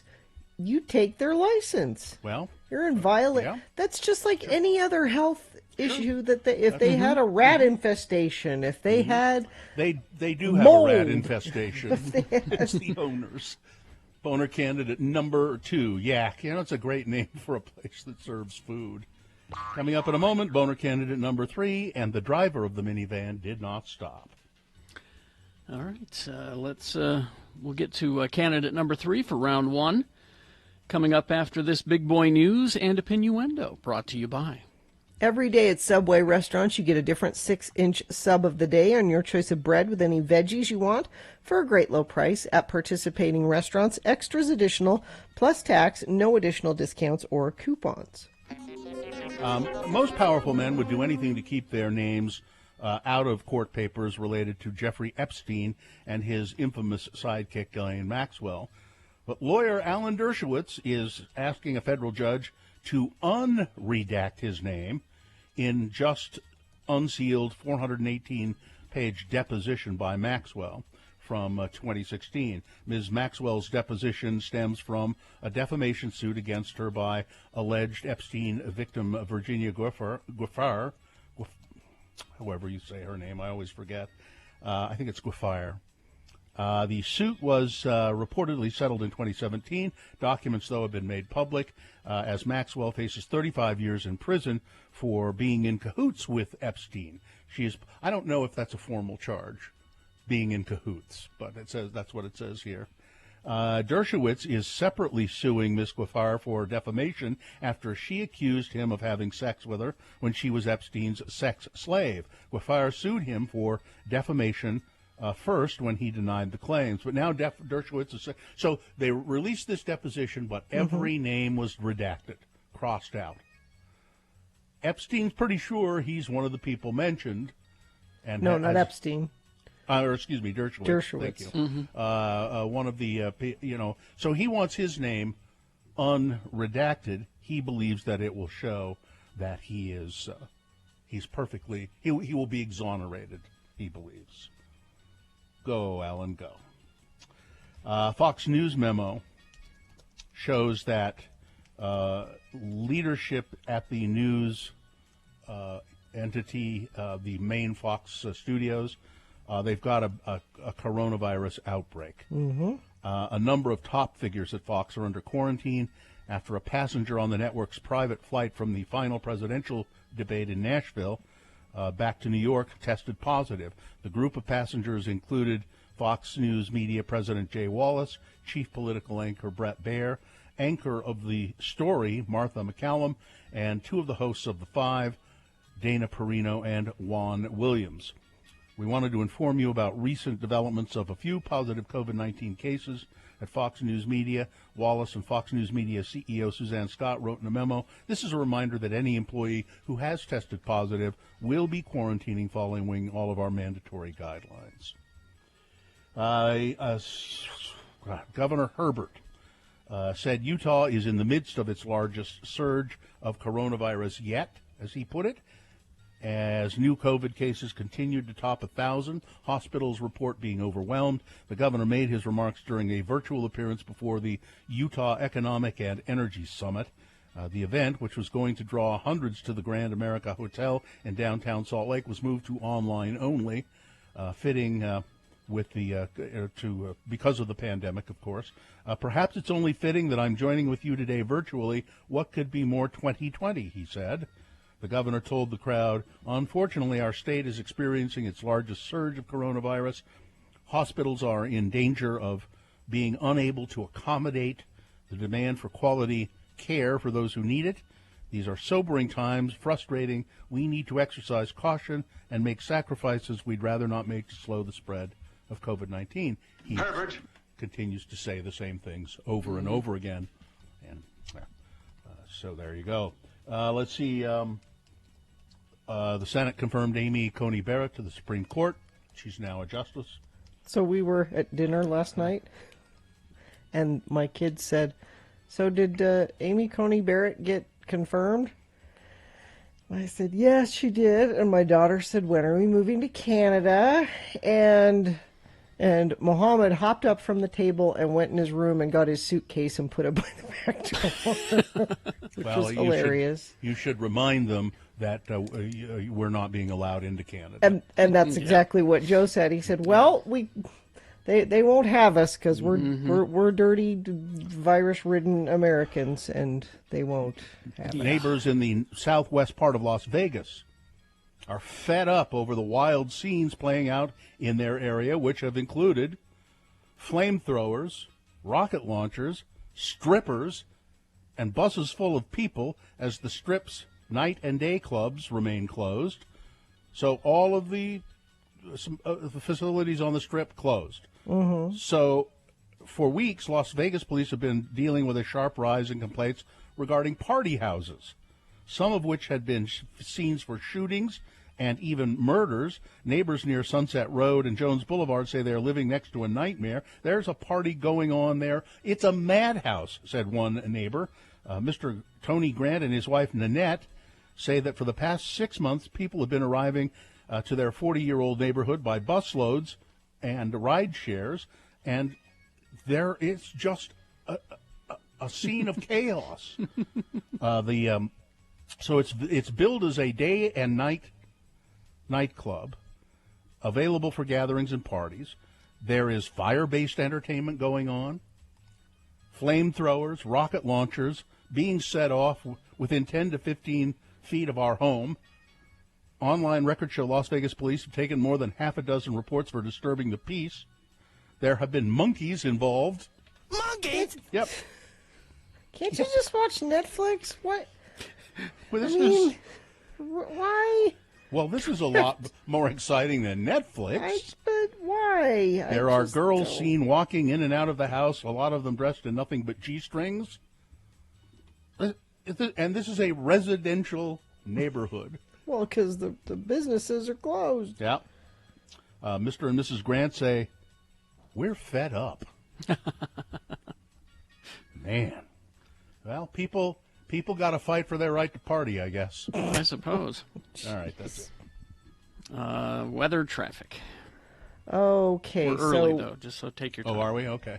Mm-hmm. Well, then I will tell you. Matter of fact, if you've got another story, Bill, it would be. I do have one more that's kind of odd. I thought we were running long, so I skipped over it.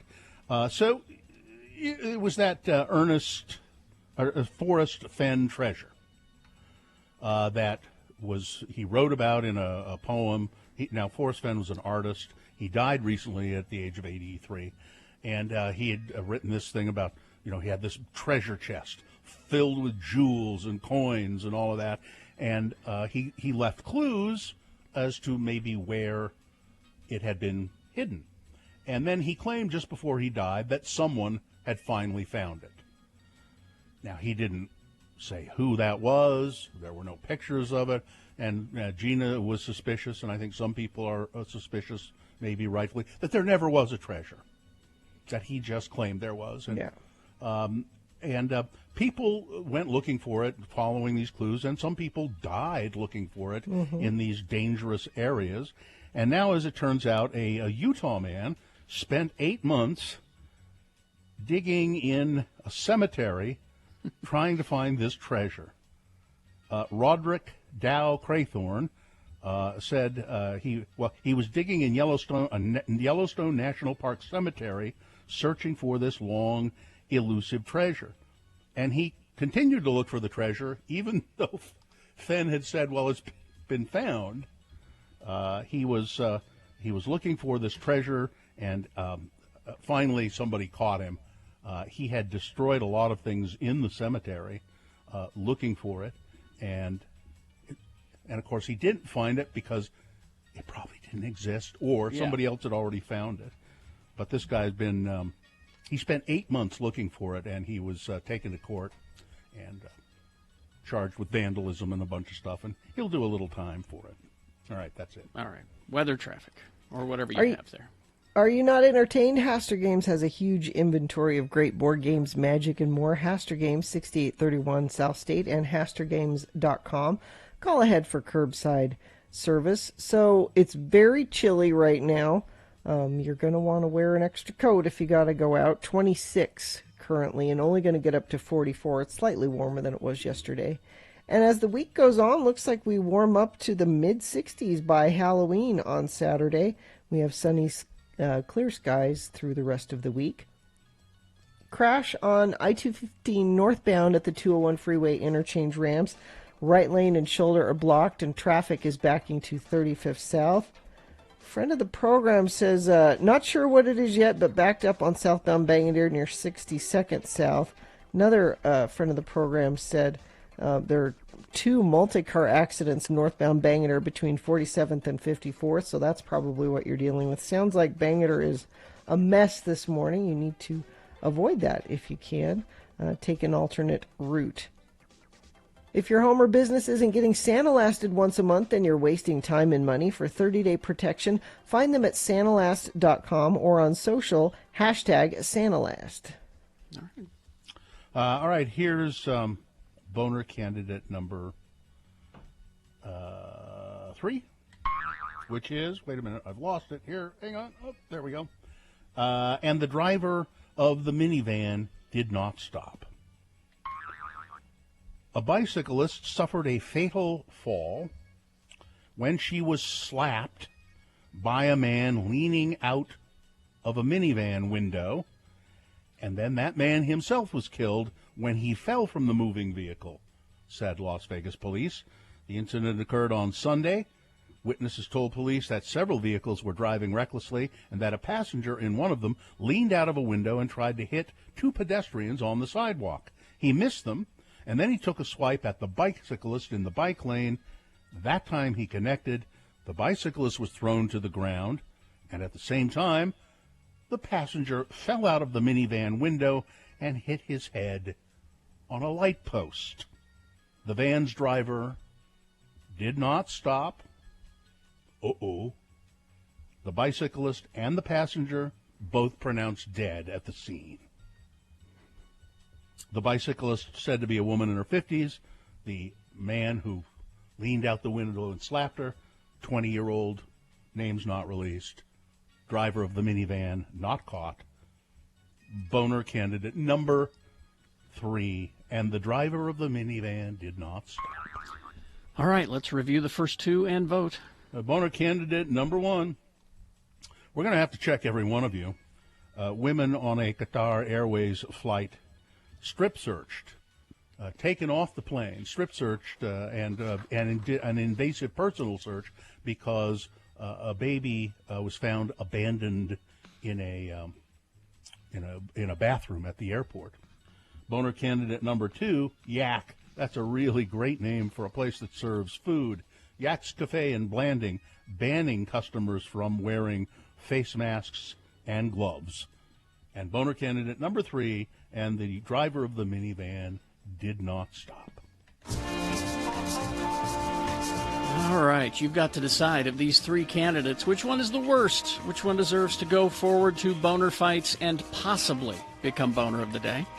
If it wins here, it'll go up against the winner of round 2's voting. We'll do this again at 8:20. That's round 2. 3 different candidates. We get a winner there as well. We take the winner of each round, and we put them against each other at 9:20 this morning. That's when boner fight happens. That's when you'll decide boner of the day for today. Right now, you got to pick your champion for round 1. Send one of these 3 candidates forward, 1, 2, or 3. Remember your candidate number, the one that you think should win.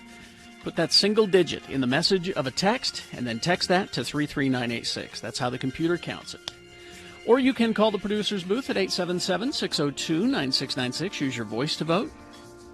Or you can go online, x96.com, look for the box that says Boner Voting, October 27, 2020, and vote there.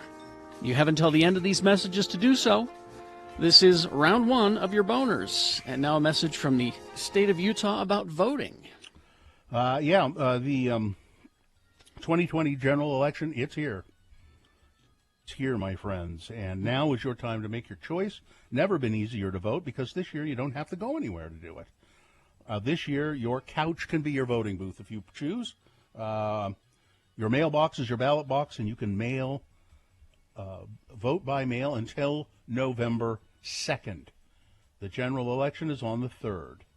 Voting by mail is not new in Utah. This has been a convenient option since 2013, and every year they closely examine how the vote goes, and it goes very well. There's no voter fraud, not a big problem with it.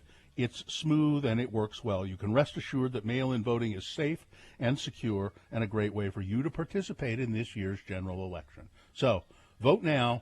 It is just, if you want to find out more about it, go to vote.utah.gov. Start your workday at 10 a.m. with a 1-hour nonstop music wingding on.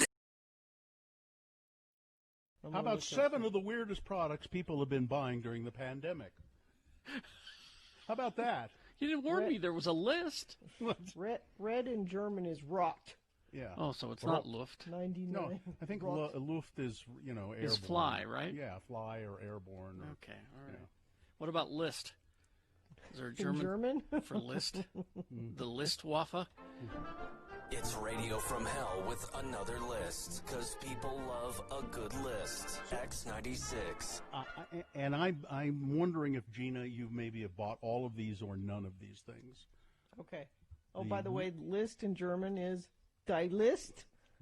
Der List. Der List. And I just happened to see this instant. It's nothing 7 weirdest products people have been buying during the pandemic. Okay. Number 1, roller skates. Have you bought any roller skates? I have not purchased roller skates. But you can kind of probably guess why. It's outside, something to do outside. Yeah, people want activity. They want to do something, and they want to do it outdoors. Number 2, you've already got one of these, Gina. So you don't. RVs, recreational vehicles. We have had a trailer for 13 years. Terry, are you going to get are you going to go out and get an RV? Maybe if I live long enough to retire. I may be living in one. Who knows? Guns. People are buying guns. Yes, Joe bought a gun. Another one? We have a couple. Oh, yeah, I thought he already had a couple. One. I've been, no, I haven't. Yeast. Yes. People are She buying was on yeast. the hunt for yeast, wasn't she, Carrie? Yes, for a while, but now we're able to find yeast. It was just in the early days when the COVID scramble, as I call it. Everybody was hoarding stuff, and but now we realize that the supply chains are fine, and we don't need to hoard all that stuff. Although they were out of Adam's peanut butter at the Harmons yesterday. What? Apparently, I know, right? And I'm on so I buy the great big jar, of course, at Costco, the big jars of Adams peanut butter, and I'm almost out. Bidets. Mm-hmm. You bought one? Well, that was pre-COVID, but we did. Well, yeah. Bill got one too. Yeah, I just got one recently. It's in the hall. Currently, it's in the hall. Which, You're pooping in the hall? Yeah, and it's really, I found it to be kind of messy, really. I want to look into that. It doesn't smell all that great either. We've had to just run a hose in there, and it's just not. Sweatpants. Yes.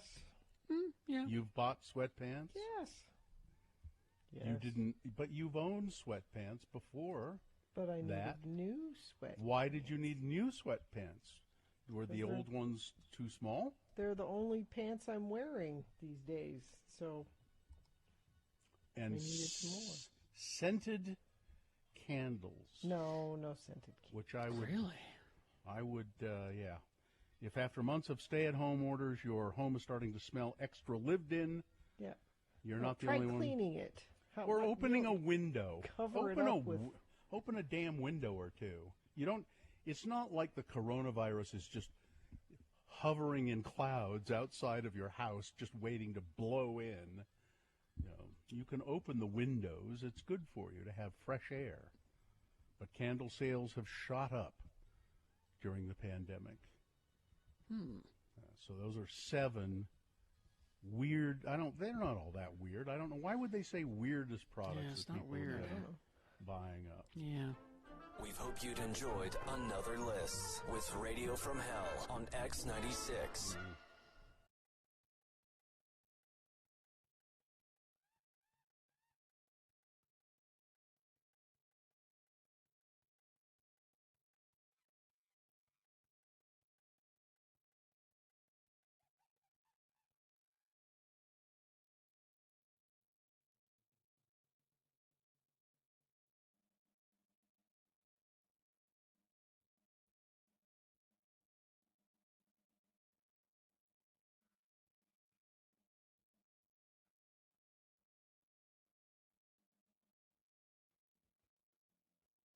$7:46. Time to award on. Uh-oh. Yeah. Oh, you're breaking up a little there, Carrie, and now you're frozen. Am I? Yeah, you're frozen. Maybe do a very quick reset while we do the boner award. My audio is okay though, right? No. It bubbled a little bit, but it's okay now. You're okay. You've stabilized, I think. Okay. I think you're stabilized. This morning's boner brought to you in part by pizza. And Utah's newest craft brewery, Ogden River Brewing, open and pouring, 358 Park Boulevard in Ogden City. Check out menus and what's on tap at ogdenriverbrewing.com. As my wife points out via text, all 3 of these boner candidates are horribly depressing. Yeah. I try There's to no curate, silly one in there. Yeah, I know. I try to curate them sometimes, to make sure that they're not all that way. But I was sort of running short of time and options today, so I just threw them all together. But boner candidate number 1, we're going to have to check every one of you. A baby found abandoned in an airport bathroom in Qatar, and so the way the Qatari officials dealt with this. Now, these were women already on the plane, and most of them were from Australia. That's where the flight was going to go to. And they took 30 women off the plane and examined every one of them to see if one of them This is had just given childbirth. horrifying. Yeah. Horrifying. And boner candidate number 2, Yak. Yeah, that's a great name for a place that serves food. Yak's Cafe down in Blanding, Utah. Big sign on the door, no masks, no gloves. You can't come in Yak's Cafe if you're wearing protective. So it's the opposite of a mask mandate that they're so upset about. That's right. None of this freedom to choose. None of this.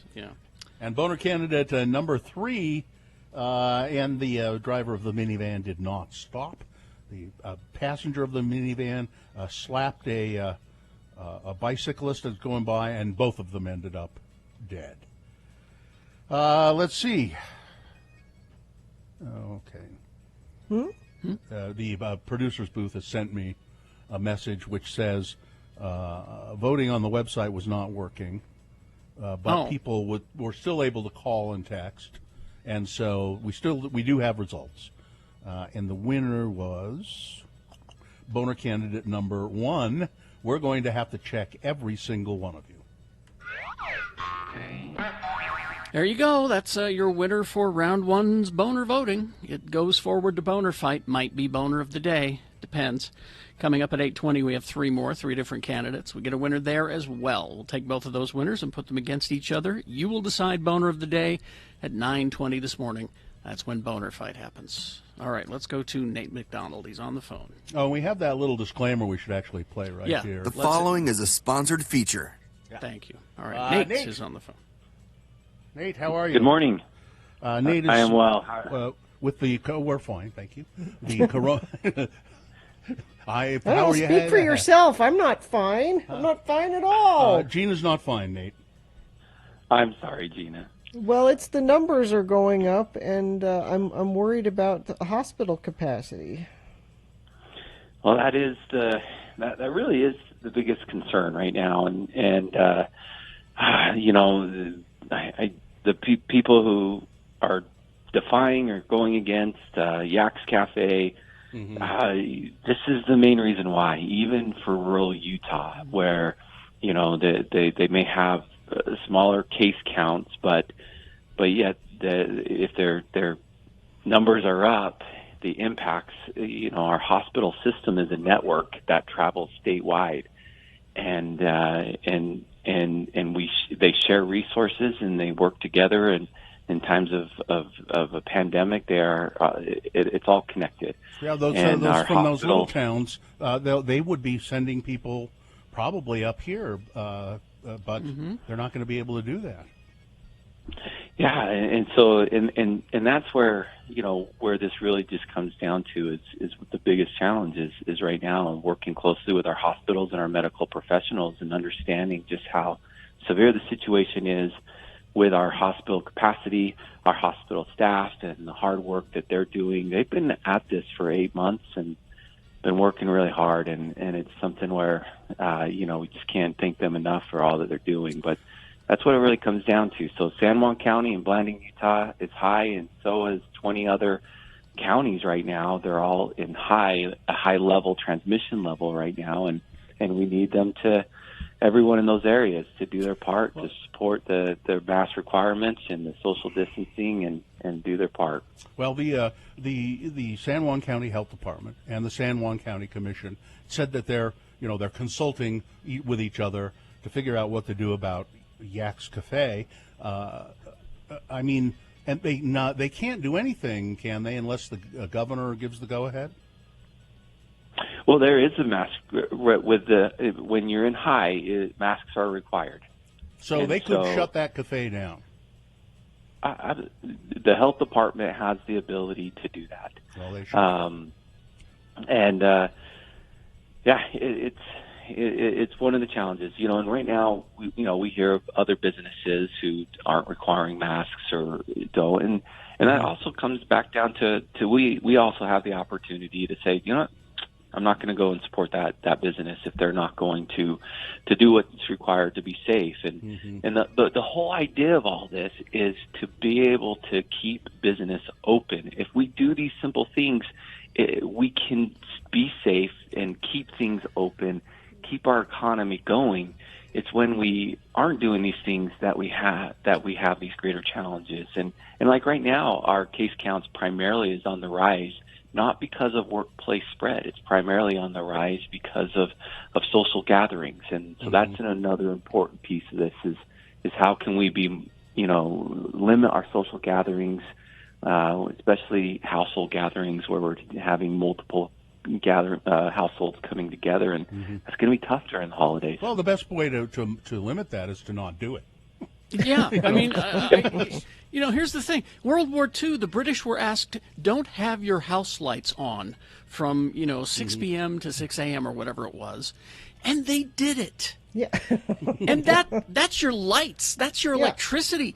All we're asking you to do is wash your damn hands and wear a mask and stay away a certain distance. That's it. And You know, we're getting nothing but pushback on this. I drove from Salt Lake to Ogden over the weekend, and I thought this was effective. As you're driving by, the reader boards on the freeway say, "You're entering Salt Lake County. We are in a high COVID risk area." And then you get to Davis County. "You are entering Davis County. You are entering a high risk." And you know, getting that message out in every way possible. I know we do it here with Nate, and thank you for calling it. But I feel like there are people that are still not hearing it. But that might help. I thought that was good. Well, we're doing all we can to spread that message. So thank you for your guys' help as well. And we just encourage people, if you don't know what being in high level transmission rate means, to go to coronavirus.utah.gov. And you can, really that's where all the information is to help you understand, what the guidelines are, what the requirements are right now, and what that risk level means. Is there still some of that money left, Nate McDonald, for small business quarantine employee grants? Yeah, there is. And we definitely encourage businesses to go to, you can go to coronavirus.utah.gov and just click on the business page, and you'll see that program is out there to help your employees that need a quarantine to be able to quarantine and still get paid. All right, Nate McDonald, thank you. Have a happy weekend, and I don't assume you're sending the kids out to trick or treat, are you? We're going to be very cautious for sure, and we're having that discussion as a family. Yeah. Right. Just send the kid you don't like out. There we go. All right. Thanks, Nate. See you later. Thank you, Nate. All right. Let's traffic, Gina, please. Crash at the intersection of 40th South Midland Drive in Roy, West Haven. Several directions of traffic are blocked. Expect delays in that area. Crash eastbound 7800 South, 34th West. The right lane is blocked, backing traffic well past the Bangor Highway overpass. Crash on I-215 northbound at the 201 freeway interchange ramps. The right lane and shoulder are blocked. Traffic backing to 35th South and Bangor Highway. Lots of friends of the program writing in that it is just a mess this morning, so I would avoid that if you can. Mm-hmm. And if you do see something, please text it to us, 33986, and I will pass it along. This Wednesday, Real Salt Lake is back on the road. Find broadcast details at rsl.com. All right. Thank you very much. We will take a break. We will be back after these. Round two of your boners, big boy news, all that kind of stuff coming up. Stand by. Spy Hop. We got to tell you about what's happening with Spy Hop right now. It's the Halloween donation drive-through Tech or Treat happening on Saturday, this Saturday from 9 a.m. to 2 p.m. at Spy Hop at the Youth Media Arts Center, 208 West, 900 South. You can go to spyhop.org for more information. It's the Spy Hop Tech Liberation Project. You can help bridge the digital divide by donating your computers, laptops, iPads, and more. I mean, we've all done an upgrade probably sometime this year. So whether it's preparing for the workforce, learning a new skill, getting through college, your donated tech can help a student in need reach their full potential while staying connected and engaged. So this Halloween, gather your used tech. Join the Spy Hop Prevention Coalition at their COVID-conscious spooky donation drive-through for a tech and treat. Your donated equipment will be wiped clean, refurbished, and given to students and family in need. So that is the Tech or Treat, the drive-through, October 31st, 9 a.m. to 2 p.m. at 208 West, 900 South. You can stay in your car and wear a mask, please, and just drop off your tech. If you can't make it to the drive-in event or if you don't feel safe about it, visit spyhop.org, and you can arrange for a donation anytime. I have a 7-year-old, so exactly. Who's starting competition soccer. Say goodbye to the rest of your weekends for the rest of your life. That's what I'm saying. It all starts tomorrow. They have a tournament tomorrow. Mm-hmm. They have a game at 11. No, they have a game at 2. They have a game at 7. Mm-hmm. Friday they have a game at 11, and we're going to be up at Snowbird. So somehow I have to get from Snowbird to. This is going to be. This is my life. I would suggest using your car. I think you would use your car. Let me ask you a question. Was it his idea to play soccer? Yes. Oh, yes. Okay. Because that's when you need to have the talk with them and say, look, okay, I understand you want to play soccer, but guess what? Mommy is saying goodbye to her weekends now because of this. It's a huge commitment. It's expensive. Here's what you do. And it's a huge commitment. I'm sure if you search around, you know how you have found a person to do almost everything for you. Rather than clean up the dog crap in your yard, you have found a person who will do that for you. Rather than deal with the lice problem yourself, you found the lice lady. Yeah. I'll bet you anything there is a person out there who will go to the soccer games for you. But I like to go to Then quit bitching about it. No, I'm just saying it begins, and Carrie's absolutely right. Yeah. It is This isn't just you playing soccer here. You need to know this, kid. This is about me taking you, transporting you, and the other two, And it starts small when, they're 7, but pretty soon it's out of state tournaments. Yeah. Multiple times a year. Mm-hmm. It's a huge which is really kind of ridiculous if you think about it. Out of state tournaments, really? Yep. For 7-year-olds. Yeah. Exactly. Here's how people catch the bird flu. By close contact with birds or bird droppings. Some people have caught bird flu by cleaning or pluck. Did you pluck any birds? I while didn't you were on pluck vacation? anything. There was no plucking going on in the No. trailer? I guess it is kind of close quarters, the kids can hear. There's no plucking in the trailer. Mom, what are you doing? I'm plucking a chicken. Your dad and I are plucking a chicken. Keep plucking that chicken. Isn't that what they said? Yeah, Keep plucking that chicken. It is also possible that some people were infected after swimming or bathing in water contaminated with the droppings of infected birds.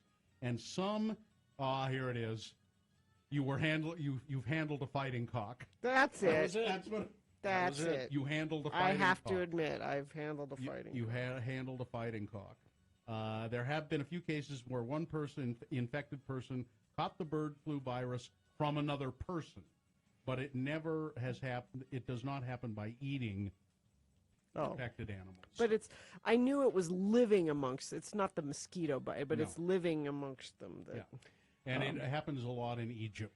Our attorney, Ed Brass says sounds like your DNA dad is Marty Feldman because of your eye drooping and oozing. Mm-hmm. And then I've got another person who is saying, out-of-state tournaments. This is Gina's way of telling you that she'll be taking time off. Oh, I see. Not yet. This is her way of telling us This one now. is just here. And then it'll get announced on a Thursday.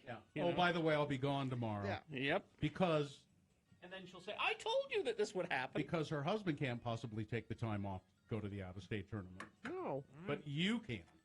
Because this job isn't. He has as a real important. job. Yeah, this isn't. This isn't a real job. No, not to you. It isn't. And certainly the way we treat. Why you. should it be? No, we're going to create a rent-a-mom business. I think this is a great idea here.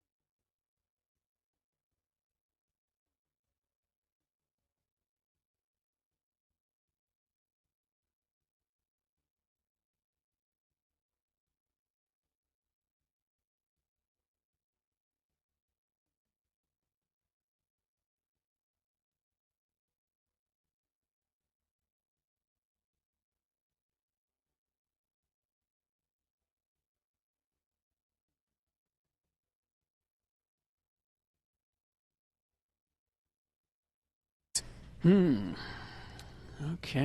Now, I'm just going to tell you, if you hear what sounds like a kind of a fart, what? It's not a fart. Ripley is over on the couch sleeping, and she's snoring. Aww. So you may occasionally hear her go. That's not a fart. She's over there sleeping. Okay. So as many people in the audience are doing so. So x96.com/live if you want to watch us at our homes doing the show. We were talking about this earlier because it's Navy Day. Yeah. And Gina has a son in the Navy, and she doesn't know nothing about the uniforms. No, or the Navy. Or the Navy. I'm ill-informed when it comes to the Navy. So, thanks to Lizanelle, I have a list. It's Radio from Hell with another list, because people love a good list. X96. This is, well, you can trust it. The author of this list is Ward Carroll. Ward Carroll from We Are the Mighty. That's a website, I guess. That's a military website. It's the list is 9 interesting reasons behind U.S. military uniforms. Now, since it's Navy Day, we'll just focus on the Navy ones. Okay. So you may ask yourself, why are there 3 white stripes on a sailor's jumper? I was asking myself just that the other day about that. The jumper is the little cape thing that I was talking about. Okay. The 3 white stripes go back to the U.S. Navy's origins and the service's ties to the British Royal Navy. Each stripe represents one of Lord Nelson's major victories. The wars of the First, Second, and Third Coalition, which included the Battle of Trafalgar. Lord Nelson. Well, Lord Nelson. So the flap on the back of the sailor's jumper. What's the flap on the back? There we go. Jumper flaps. Great, an ad popped up. Jumper flaps originated as a protective cover for the uniform jacket because sailors greased their hair to hold it in place. In those days, showering wasn't an everyday thing. So that's why they had the flap. I didn't know that. There you go. To keep the oil from their hair off. Now, I'm sending you, Nick, a picture of Festus in his Navy uniform, and maybe we can get it up really quick while we're talking. Can you tell that he's been showering? He looks like he's been showering. Okay. So the sailors, when they wear their white uniforms, they have a black neckerchief, that they tie it down around the front. Where did that come from? The black silk neckerchief was originally a sweat rag. Black was chosen as the color because it didn't show dirt. There you go. See, these are all very just practical reasons. Reason. Because the sailor uniform looks kind of whimsical. It looks like this will be fun. We'll have a little scarf and we'll have a little stripe. And That's true. Out of all the military uniforms, the sailor uniform is probably the most fun. If you go to x96.com/live, you can see my dear Festus in his Navy uniform, as Carrie describes. So see the 3 stripes there on the 3 stripes and the flap and the whole thing. So there you go. Why do sailors wear bell bottoms? Again, a very practical reason. Bell bottoms are easier to roll up than regular trousers, and sailors always have had occasions to roll up their pant legs, whether it's swabbing the deck or wading through the shallows when beaching small boats. You bet. That's why I wear bell bottoms. I've still, they were popular. Swabbing things? They were popular in the late '60s, and I've just worn them ever since. Now, you see an eagle crest often on military uniforms. There's an eagle standing there with its wings spread, and it's always looking to the right. Yeah. There's a reason it always looks to the right. An eagle on an officer's crest faced left until 1940, when it was changed to conform with heraldic tradition that the right side of the shield represents honor, while the left side of the shield represents dishonor. Okay. Why would you make a shield with a left side then? Is my question. No dishonor. There should be no dishonor. Exactly. Let's get those shields recalled and manufactured elsewhere. Why is that's the Army service uniform. Let's see, that may be all the sailor stuff. Marine Corps, U.S. Air Force. Okay, yeah, that's all the sailor stuff. So now you will be able to go to that Navy Mom Facebook. Oh, did you know, other Navy moms? You just spend all your days crafting, but did you bother to get to know why they do? They make these anchors with glitter on them, and now was the flap? What was the name? That jumper flap? Flaps. Just the jumper flap. Okay. Mm-hmm. Jumper flap. That's to keep the your hair grease off of your uniform. Yeah. We hope you'd enjoyed another list with Radio from Hell on X96. Which is gross, really. I'm glad they're no longer greasing their hair, and they're showering. I'm happy about the showering happening. Yeah, they've become namby-pamby babies. Real sailors, you wouldn't shower. Maybe once a week. Maybe. You think? Yeah. I don't know. I think you're in those close quarters there on the submarine of the ships. Yeah. I'd want my... You want to shower. I'd want my bunkmate to shower, please. Well, you might want that, but if you're tough, you learn to take it. Huh. You learn to take it. But you ever been on a submarine? Only at Disneyland. I walked through one once. Yeah, I don't know how. I don't know how they live on those things. My God, I mean, it's quite ingenious. You know, especially the older ones, and I think the ones I've walked through a couple, probably like you, Carrie. We might even done it together at one point. We probably have. I think it was in Russia, wasn't it? Maybe, yeah. And just the economy and how they put things together, and make sure that everything fits and works. Quickly, this before we leave it, this is from a texter, would you be able to give a shout out to my grandpa Chow, rest in peace? He was a Navy man. For obit wonderings of nicknames, he was the first in line when they rang the Chow bell. So they called him Chow. They called him Chow. There goes Chow. There you go. Let's see.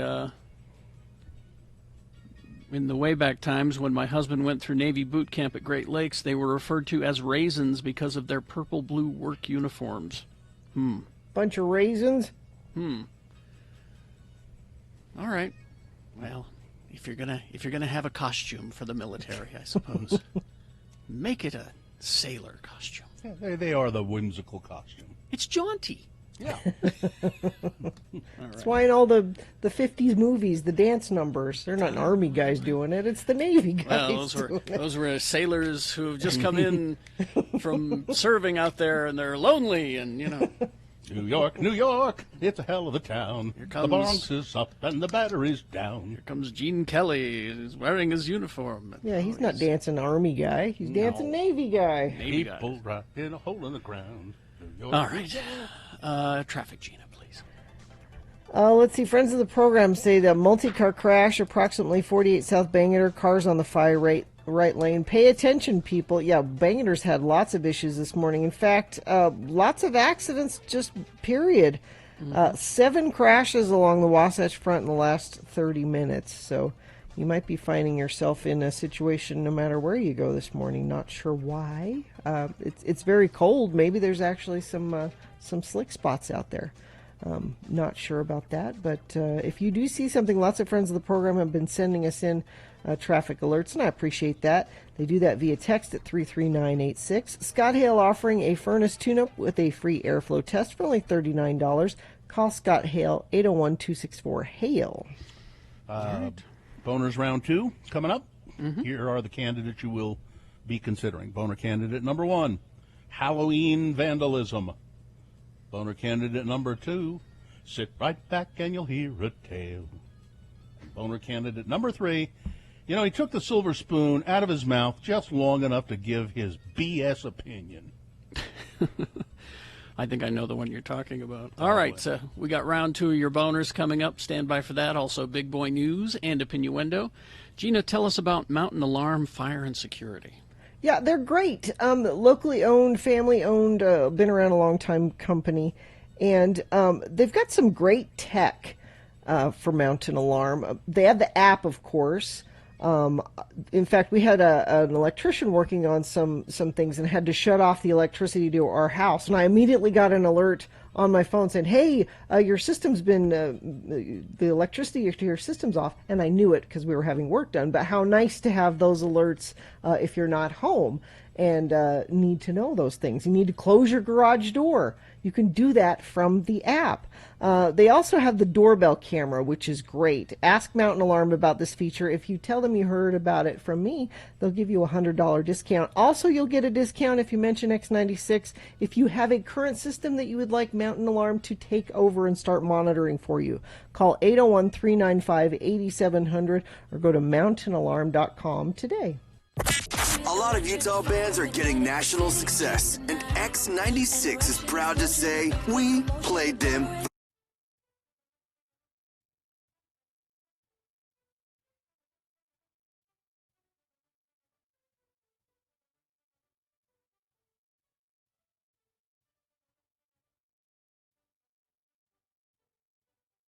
Back in the day, we had these mascot animals living at our studio up in Ogden. We had Farnsworth, the cat, and Farnsworth just had the run of the place, and there were a lot of mice in the building, so he kept the mice down. And Farnsworth was he was really a great cat for the most part. He was almost jet black. Had a broken tail. Yeah. Oh, that's right. He had a crooked tail. Yep. And Farnsworth went missing once around Halloween. And Very nervous. And our owner was certain that the Satanists had got him. Well, sure. You know what? The Satanists have got him. We got to make sure next year we keep him in if we find him. He did turn up, but he was fine. And then I don't know whatever happened to Farnsworth. I think he finally just they don't went live off. forever. I think he just finally went off somewhere. And I think once the sale happened, I think Tom took Farnsworth home. Oh, did he? Oh, yeah. Maybe you're right. Because I know that the a-hole from El Paso didn't want the cat around. No. So, it works better alliteratively if we can really say the word. Yeah, I know. From El Paso. But, the nation is 9 years old, so I can't. Yeah. So just say that to yourself in your head. It sounds better. Oh, I did. It's there. But anyway, back to this little horse. And then, so the other animal we had was a burro. For some reason, we thought it would be a good idea to adopt a burro from the Grand Canyon. And those wild burro and the BLM had these programs where you could adopt a burro. And so we went and we adopted this burro, and we named him Buster, and he was the KJQ burro. No, that's not the right picture. No. They don't know They assume that I'm talking about animals. That's an animal picture. That's for later on. Different animal. Yeah. Did you have a picture accompanying the story? No, I did not. So anyway, we adopted this burro, Buster, and he was a donkey. And it is true what they say about donkeys. They're stubborn. They're the worst. Yeah. And we thought it would be fun to take him around to events. Well, it wasn't. No. Because he was stubborn. We had a horse trailer that the owner of the property had that we could use, but to try and get him into the horse trailer was just almost impossible because he didn't want to go. Of course. And you could pull on him, and he would dig himself in, and he just. But so one year we're having this parade. I think it was the Thanksgiving Day parade. It was the Christmas parade on the day after Thanksgiving in Ogden. I think they still do it, and that's when Santa comes right after Thanksgiving, and they have this little parade. Anyway, so we're going to take Buster and have him be in the parade, or maybe it was the 24th of July parade. I don't remember. Yeah, it was. It was the 24th of July parade. So we finally get Buster in the trailer, and we take him up to Washington Boulevard, which wasn't very far, and we park the trailer, and we open the back door of the trailer, and Buster, the burro, is like almost upside down with his feet sticking in the air. Now, we didn't know anything about it. Like, he wasn't tied in properly or something. And so he's upside down, all four legs sticking in the air, and I go, Tom goes, "Oh my God, he's dead! He's dead!" And he did. He looked like he was dead. His eyes were glazed over. His tongue was hanging out. Well, there was this cowboy who was there, because he was going to ride his horses in the parade, and he came, "What's going on here?" And our burro is dead. And the cowboy looks in there and he goes, "Hell, he ain't dead." And he grabbed he grabbed that burro and just dragged him out of the trailer, and Buster kind of staggered to his feet. He's fine. He's fine. He ain't Walk dead. it off. He's Cowboy up. I mean, and we, you know, I mean, it's just like he said. When you take him home, you got to tie him in there so he doesn't fall down. Oh, because they're dumb. Well, and you know, we thought he could just stand there and balance. No, no. So that he could have been hurt bad. Yeah, he could have. Yeah. I mean, he did look dead. I mean, I think his tongue was hanging out, and if he'd stayed like that, he probably would have died. But the cowboy, oh hell, he ain't dead. and then so we walked him in the parade.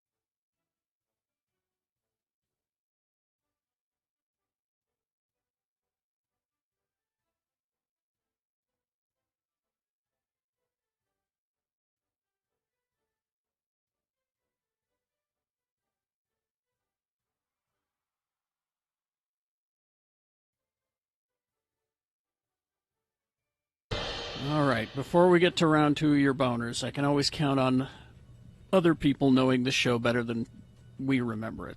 Yeah. And thanks to Stan for DMing me on my Twitter about touring a submarine. When I said Russia, it didn't feel right. Because, of course, Russians wouldn't allow Americans on one of their submarines to tour it. Stan reminds us, you and Bill toured a submarine in Darling Harbor in Sydney. Oh, yeah.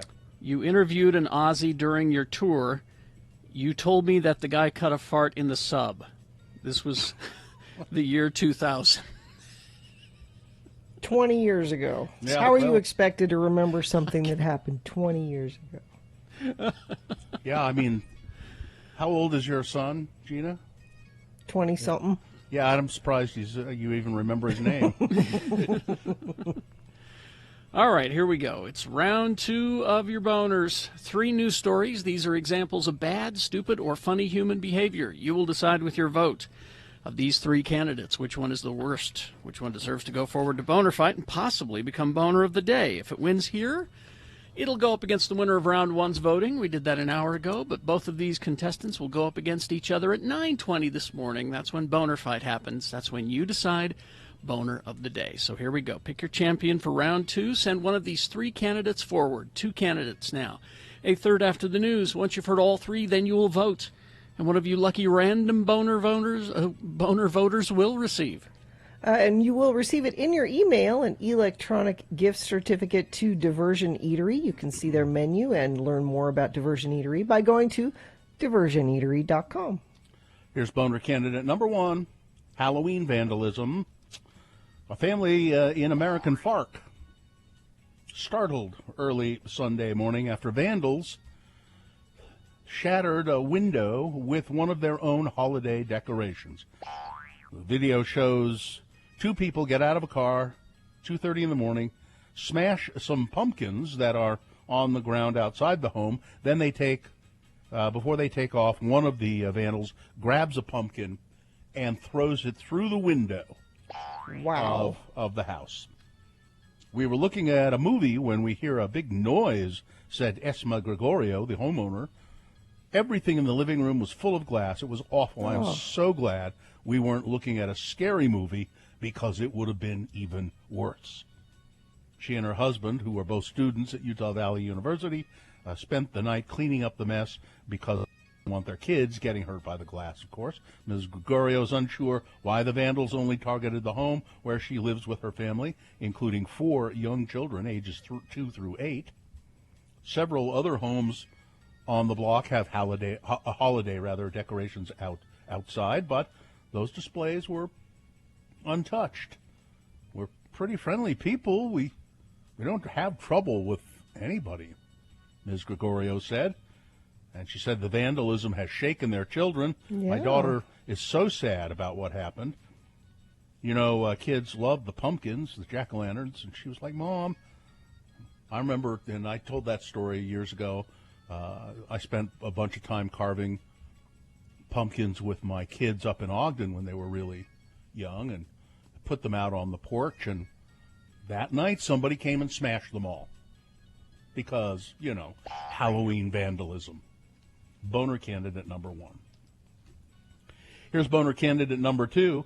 Sit right back and you'll hear a tale. A dispute between Bond King Bill Gross and his next-door neighbor over a $1 million outdoor sculpture has devolved into police calls to their Laguna Beach mansion, multiple legal actions, and allegations that the billionaire investor blared the Gilligan's Island theme song on a loop at all hours of the day and night to annoy his neighbor. Now, this sculpture that's in question is at the home owned by Bill Gross and his partner, and it has escalated with neighbor Mark Tofik and his wife, both sides, calling police and filing legal actions. The sculpture is a 22-foot long blue glass installation and an even bigger pole and netting structure erected to protect the glass sculpture. Mr. Tofik said that it blocks his view, and he has complained to the city. They put up the netting because somebody threw a rock at the installation, which is, by the way, stretches nearly 10 feet in height. It is a cobalt-colored reed. These you can reeds see it made at of, x96.com/live. There's a picture of it there. Traditional blown glass Japanese fishing floats. It was created by Dale Chihuly, the artist who does glass work like the ceiling at the Bellagio, and there's a big Chihuly glass sculpture down in Symphony Hall, down in the Bravenel Hall here in Salt Lake, that big orange glass thing. So anyway, Chihuly, it's an expensive piece. Somebody vandalized it, but the neighbor complains that, well, now you put up the netting. The sculpture was bad enough I can't see. Now you put up the netting I can't see, and I'm really upset about it. Well, what's the response? I'm just going to blare the Gilligan's Island theme over and over, 24 hours a day. This has turned into a horrible fight. It's rich people having at each other. Boner candidate number 2. Sit right back and you'll hear a tale. Nice. Coming up in a moment, boner candidate number 3. You know, he took the silver spoon out of his mouth just long enough to give his BS opinion. Boner candidate number 3 for round 2, coming up after this big boy news and opinioendo, brought to you by Saturday, October 31st, help a local student in need at the Halloween Tech or Treat donation drive-thru. Donate your old laptop, desktop, or iPad at SpyHop, 208 West 9th South. Learn more about the SpyHop Tech Liberation Project at spyhop.org. You know, I like Dwayne Johnson, The Rock. He seems to be kind of but this is a little much. The Jumanji star, it says here, is seen in a video, Instagram video, I believe, with blood trickling down his temple. And he claims that things have become intense during a workout. All right, look, sometimes, well, oftentimes, things get intense here in the Iron Paradise. But we ain't playing tiddlywinks, and we ain't reciting nursery rhymes. You get bumped up every once in a while and things happen. He then wipes some of the blood off of his temple with his finger and then puts his bloody finger, in his mouth. That's gross. That's good, he says. That's real good. Now back to work. In a caption, Dwayne Johnson, The Rock, claims that his blood tasted like black and Samoan hot sauce. I just, That's a little much. And he's a little. I thought of naming this a boner candidate. I didn't, but I follow him on Instagram, Mm-hmm. and he posts a lot of gym stuff. Mm-hmm. He's too big. He's gone too far. He's got the You've gone too shoulders far up this to his- time, Johnson. he has to stay needs at the to gym stop. to maintain that. Yeah. He shouldn't I don't maintain it. He should let it go a little. It's too much, Rock. It's too, Come on, it's too get much. develop a little gut there, will you? I don't know. Not even that. Just Come let on. down on the. You know why he does it, though, why he likes that? Because the blood flow is immediate. All right. Let's see. The country is facing another cycle of the COVID-19 pandemic, and it may be the hardest yet, said former Food and Drug Administration Commissioner Dr. Scott Gottlieb. I think we're right now at the cusp of what's going to be exponential spreads of the virus in parts of the country, he said on CNBC. If we took aggressive steps right now, we could potentially forestall the worst of it, but we're not going to do that, he said. And there's a lot of fatigue and policy resistance to taking strong action. We really have 2 or 3 months of the acute phase of this pandemic to get through.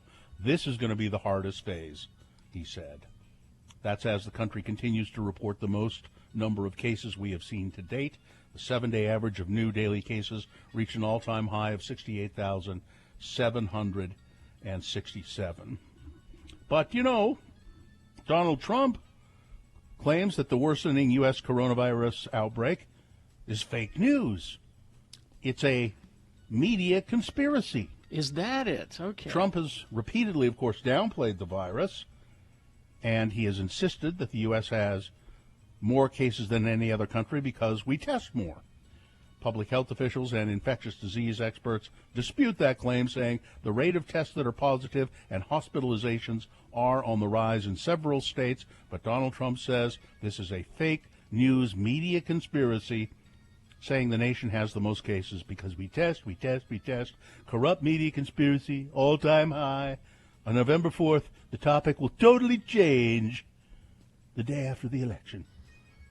Yeah, it'll hopefully change to, okay, here's how we're going to rein this in now. Here's how we're going to... It's the virus is out there. Look, I got it. I'm here. So if everybody could have the health care that the President of the United States had, the minute he had symptoms, he went to the hospital and had a team of doctors working over it. He was given experimental treatments. And if everybody that came down with COVID could have the medical attention and care that he did, maybe it wouldn't be as bad as it is. Well, and for those who are saying that it's fake news, talk to the medical professionals at the hospitals about how they're overwhelmed. All right? How close is the state of Utah to rolling out protocols to take some of the load off of Utah's frontline medical workers? Dr. Russell Vinnick, the Chief Medical Operation Officer at the University of Utah, said if the current trend continues, it's going to be sooner than later. What is hard to predict is how quickly we might get there. U of U has 111 regularly staffed intensive care unit beds. On average, Dr. Vinnick said, About 20 of those beds are filled with COVID-19 patients. That's about 15 to 20% of their patient care in the ICU dedicated to those with the virus. We just don't have enough people to care for the onslaught of patients, he said. Mm-hmm. Typically, he says they run 2 teams at the ICU, but there are currently 3 teams. By Tuesday, he said, we could have a 4th team in place. Last October, Dr. Vinnick said we were averaging 30 to 40 more patients a day than we were then. So there was some video yesterday of Joe Biden being interviewed, and he appeared to get confused and say he was running against George. He said George instead of Donald Trump. And people said, look, he thinks he's running against George Bush because he said George. Well, he did say George. Some social media users concluded it was a reference to President Bush. No. He didn't say President Bush. No. He just said George. Well, he was being interviewed by George Lopez. Yeah. If you see the whole clip. Yep. And that video was doctored. It was cut up. Yep. And the Trump campaign got it to the Today Show. Mm-hmm. And the Today Show played it as though it was real. And they have yet to apologize or They still haven't? Apparently not. Yeah. It was him. Now, he stumbles a little bit, which makes it seem weird the way he's doing it, but he was talking to George Lopez, the interviewer. Amy Coney Barrett, new Supreme Court Justice. Mitt Romney says she is eminently qualified, and our good friend Deborah Jensen, I believe it was, tweeted this. Here's Amy Coney Barrett's judicial experience. Very well qualified to be on the Supreme Court. 2 years in private practice. She's never tried a case. She's never argued an appeal. She has never argued before the Supreme Court. Most of her private work involved civil cases, not criminal cases. She has 15 years teaching experience, and she had never served as a judge until 2017, 3 years ago. Eminently qualified. I would just say this, ladies, get an IUD now if you can. Well, so we were talking about this, at dinner last night because my kids pay attention and they know that this happened and so let's talk about Roe v. Wade.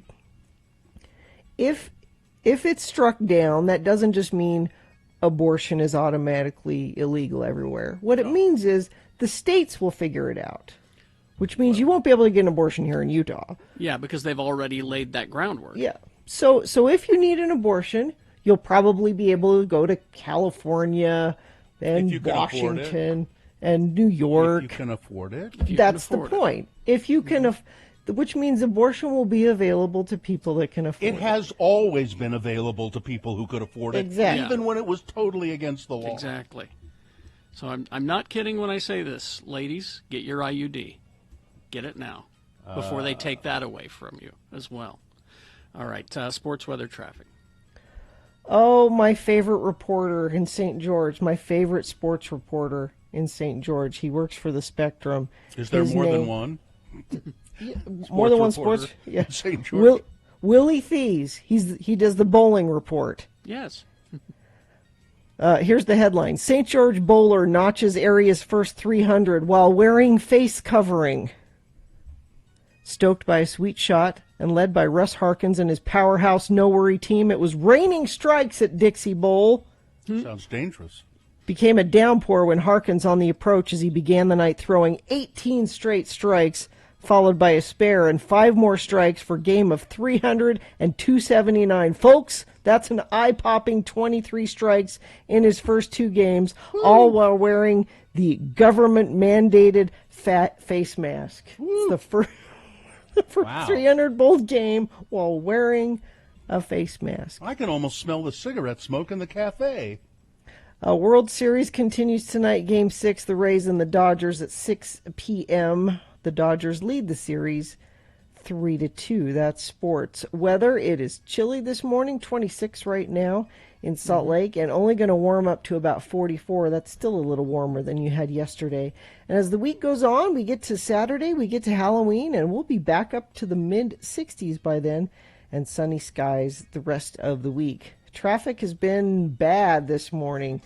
At least 7 crashes along the Wasatch Front in the last 45 minutes or so. Heard from lots of friends of the program. They're also sending us things like bloody deer parts all over the road, 193 going west. Thank you for that, and you can avoid that. I look at that as free venison. Sure. If you see deer parts or other parts in the road, you can always text it to us, 33986. Protect your home and family with the security system from Mountain Alarm. Utah security experts. Visit mountainalarm.com or call 801-395-8700. All right. Boner candidate. Thank you. Boner candidate number 3. He took the silver spoon out of his mouth long enough to give his BS opinion. President Trump has repeatedly bragged about how he's done more for black America than anybody, pointing to his administration's funding for black colleges and universities, the creation of so-called opportunity zones, and criminal justice reform. But on Monday, Jared Kushner, the president's son-in-law and senior advisor, played into a racist stereotype by seeming to question whether black Americans, quote, want to be successful, despite what he and Mr. Trump have done for them.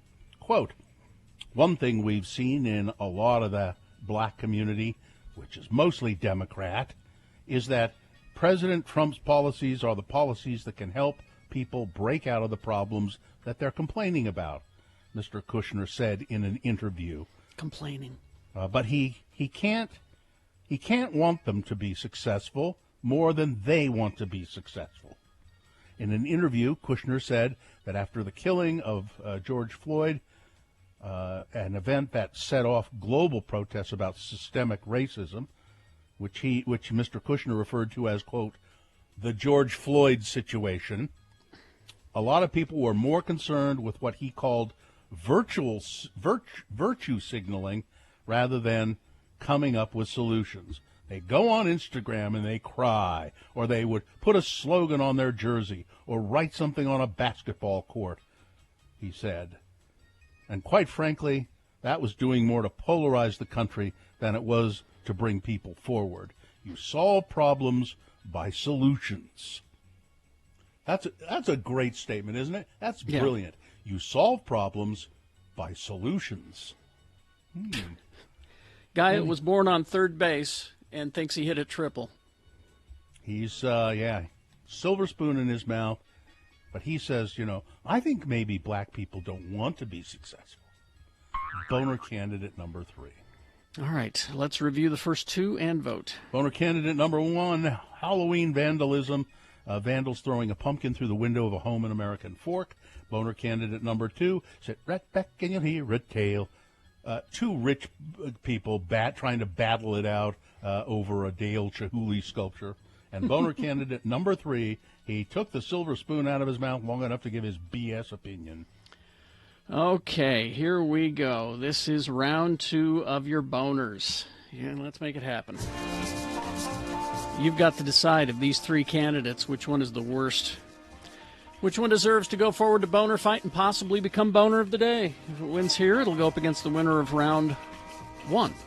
So we'll take both of these candidates and put them together in boner fight at 9:20 this morning. That's when you'll decide boner of the day. Right now, you got to pick a champion here for round 2 to send forward. Okay?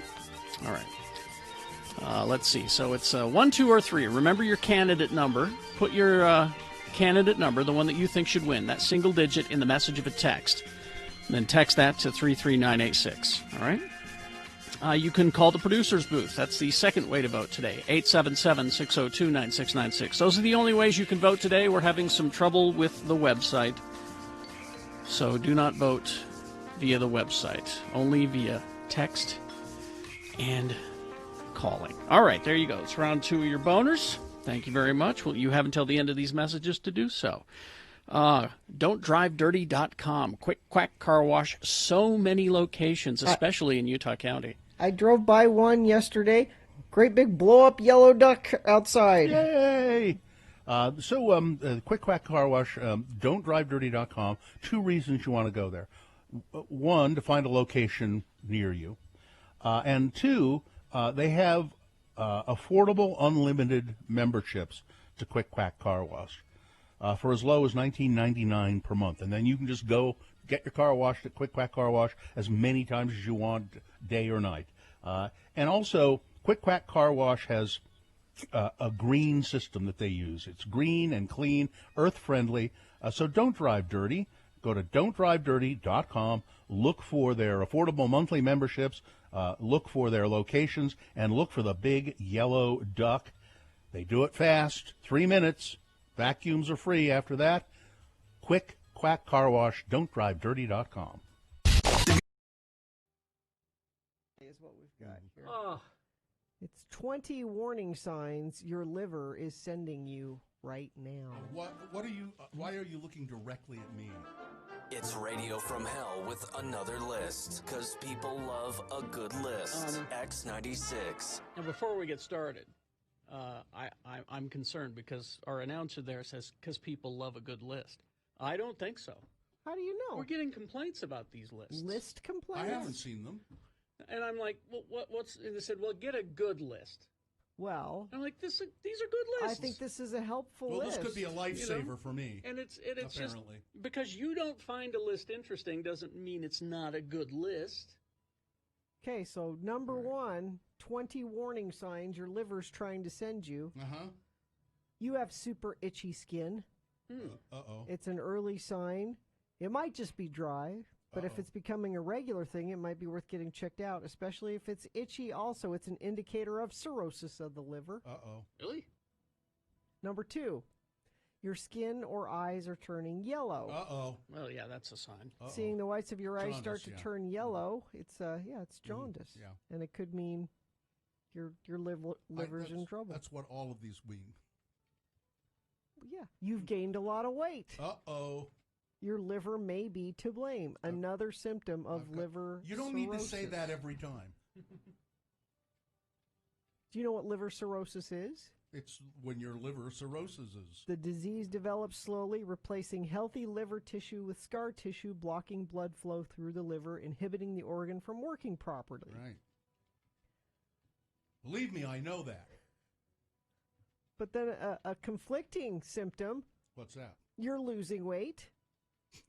Well. So which one do you pay attention to? I don't but know. see, that one's a red flag for Hep C. So either you have cirrhosis or Hep C. So they're both bad. Well, I wish my liver would make up my mind. Your palms are red.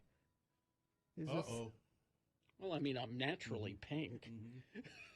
Could be due to fatty liver disease. If your palm, I always say that wrong. Palms. It's palms. Your sleep schedule's out of whack. Yo, whoa! Culprit? Liver. Liver cirrhosis. I don't know. You're giving the liver an awful lot of Your credit memory's here. gotten worse. What? No, that's just with age. What are we talking about? Yes? You're always tired. What? All of these Uh-oh. symptoms are These are just being a person, all of these things. A person who has to get up at 3 in the morning. Your appetite's disappeared. That hasn't happened. No. You're a man experiencing enlarged breasts. Uh-oh. Again. No, that's just aging. I'm working on them. That's just aging. Your personality's changing. Shut up.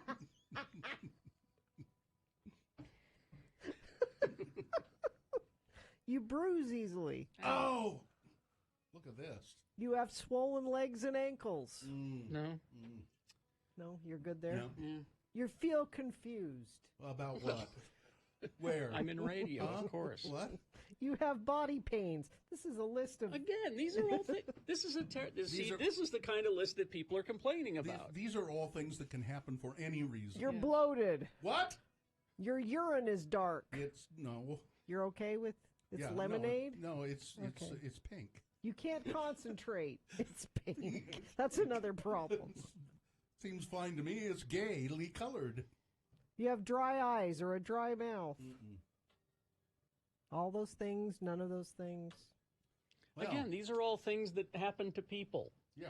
I don't think it has anything to do with cirrhosis. No, it's. But it could. It could. This is a terrible It list. could also have something to do with You know leprosy. what? I'm going to write an email. Dear Radio from Hell, I hate the lists. But the liver holds a special place in the heart. You got to. That's true. That's what. Yes, We it hope does. you'd enjoyed another list with Radio from Hell on X96.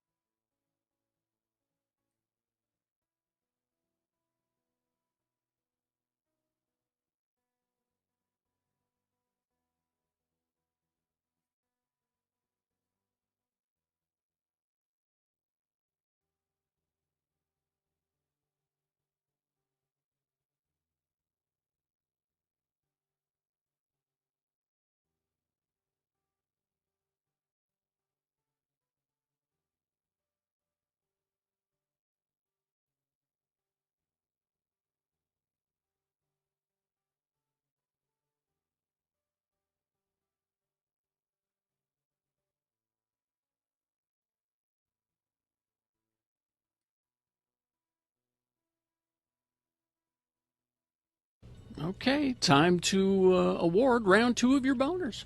And that's brought to you in part by Some More Pizza.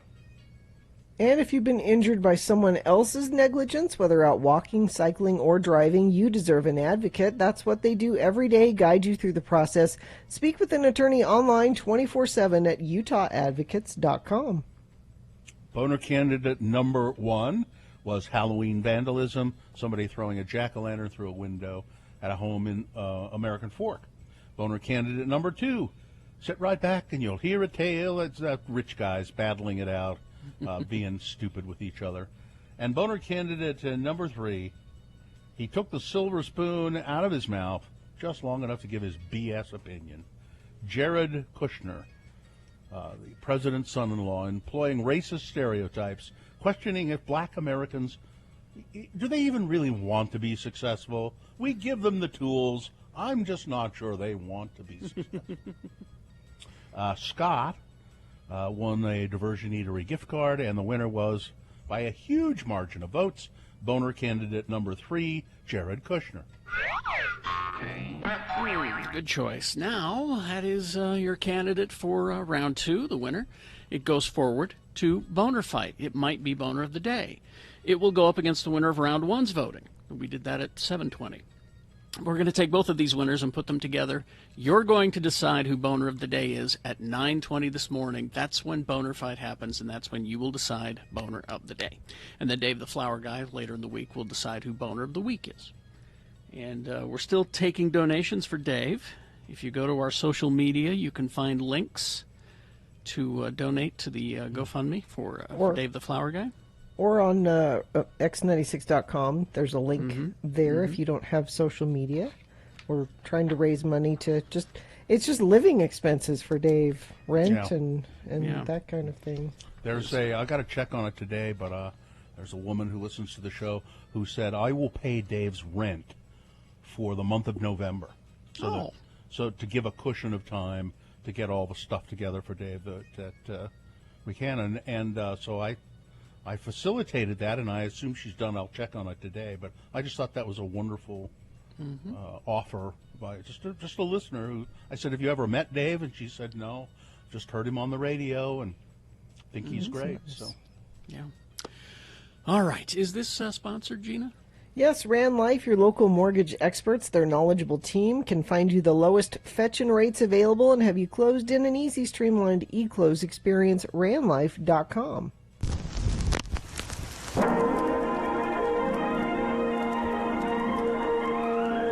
It's often said that people of Utah speak a language all their own. It's a language that's often confusing and even incomprehensible to newcomers here in the Beehive State. So, Radio from Hell presents a handy guide to help everyone understand how the natives speak. It's the Utah word of the day, and today's word is... Scroom. S-K-R-O-O-M. Scroom. This Utah word is truly a classic. It was first documented years ago by the kindly Utah linguistics professor, Dr. Spencer Jensen, or Spencer Jensen, as many people called him, and indeed he called himself. Dr. Jensen had a segment on an earlier incarnation of this program and joined us from time to time with Utah words that he discovered during his extensive field research in the wilds of the Beehive State. Today's word was first heard by the good doctor in a cafe in the small Utah town of Ceram, and until the day of his death, the professor said scroom was one of the best Utah words ever. Hell sakes, LeGrand, you're getting upset over nothing. You just gotta learn to not let 'em get to you. Well, I know. But when I say who I'm voting for, I get all kinds of crap from all sides of my family. I mean, it just ain't right of them to give me all kinds of crap when I make my presidential choice known to them. I mean, you're right. At least you're not voting for the Kanye West Michelle Tidball ticket for president. Well, you know, if it was just Tidball running, I might have voted for her. Tidball, she's solid and would have been a good choice. But, you know, paired with Kanye, well, I mean, I think Kanye is okay, but he's just a little off these days, you know? Kind of loopy. Tidball is tops, but not if Kanye comes as part of that ticket.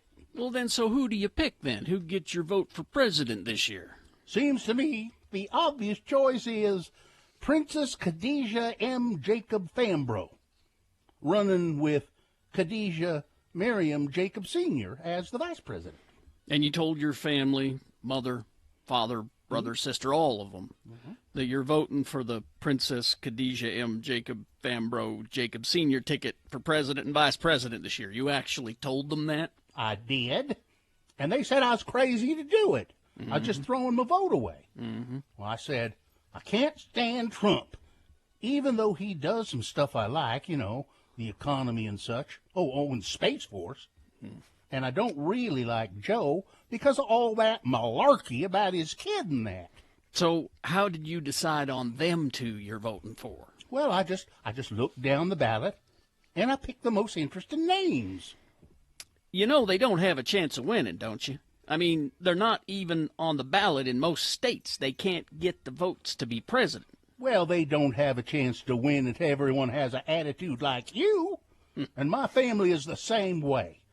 I can vote how I want, for who I want. And if they're a long shot, well, I'll just vote harder.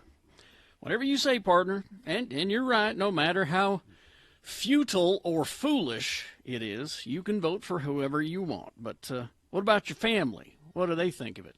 Screw 'em. They stay mad at me all they want. They can just stay mad at me. Screw 'em. I don't care. Screw 'em. That's what I say. Join us again some other time as we examine how the Utah natives speak with the Utah word of the day. All right, traffic, Gina, please. Yeah, we had several accidents earlier this morning, but it looks like most of them have cleared up, and friends of the program haven't sent me any updates or notifications of deer parts in the road, so it looks like you should have fairly smooth commute right now. If you see something that's not smooth, you can always text it to us, 33986. Scott Hale is offering a furnace tune-up with a free airflow test for only $39. Call Scott Hale, 801-264-HALE. All right, we got Tuesday Tunes with Todd coming up after this. Stand by for that. UtahAdvocates.com. You can go there right now. You can go there 24 hours a day and talk to an attorney with their chat feature. You can do it, if you're shy, you don't want to speak to somebody on the phone, but they'll take your phone call as well. The advocates have helped a couple of people who work for X96 and Broadway Media. Our very own producer, Katie, for one, I think it was a rear end accident she got banged into. Yeah. And she was injured. Yeah, she was pretty sure, especially when it's a rear ender, that it wasn't her fault. So she called the advocates, and they said, "Yeah, we'll take the case and deal with it." And then the advocates essentially sued the insurance company to get Katie the money that she needed to recover. So if you've been in an accident and you don't know what to do, call the advocates at 801. It's 801-355-5550, 355-5550, or go to the chat feature on the website, UtahAdvocates.com. The new X96 app allows. Let me just throw you a really quick story from New York. We stayed at the Grand Hyatt, which was in near Grand Central Station. It sounds grand. It was very nice. There's the regular Hyatt and then the Grand. The Grand Hyatt. First of all, there once again, my big complaint with hotels, no exhaust fan in the bathroom. I hate that. I had an electrician working on my house the other day. You know what they refer to those as? What? The fart fan. Exactly. Oh, nice. Exactly. Is that what you need it for? Said, I forgot to bring you the fart fan. We'll bring that by and put the... And here's why it would have helped on this trip. Okay? So my lovely wife, Sue, who's just a dainty flower, she yelled at me, "Hey, the shower drain, the bathtub drain is clogged. I can't get it to drain." So, as we're showering, it's like filling up with dirty water. I said, well, let me call down to the front desk and we'll get a maintenance guy up here to drain it. Okay. So after the showers are taken, Sue needs to go in and relieve herself. I didn't think take she a did. dump. Yes, okay. take a dump. All right. And that's my dainty flower, my lovely wife Sue.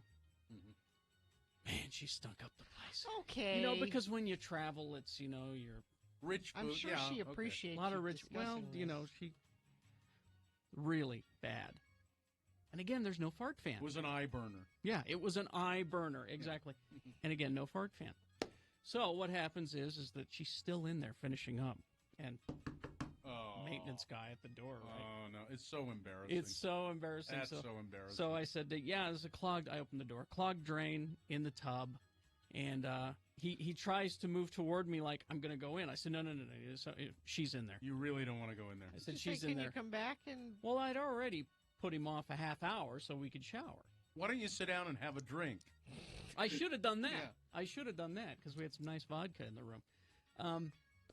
Would you care for something from the mini bar? So it's on me. So then Sue comes out. He goes in, and I hear. Ah!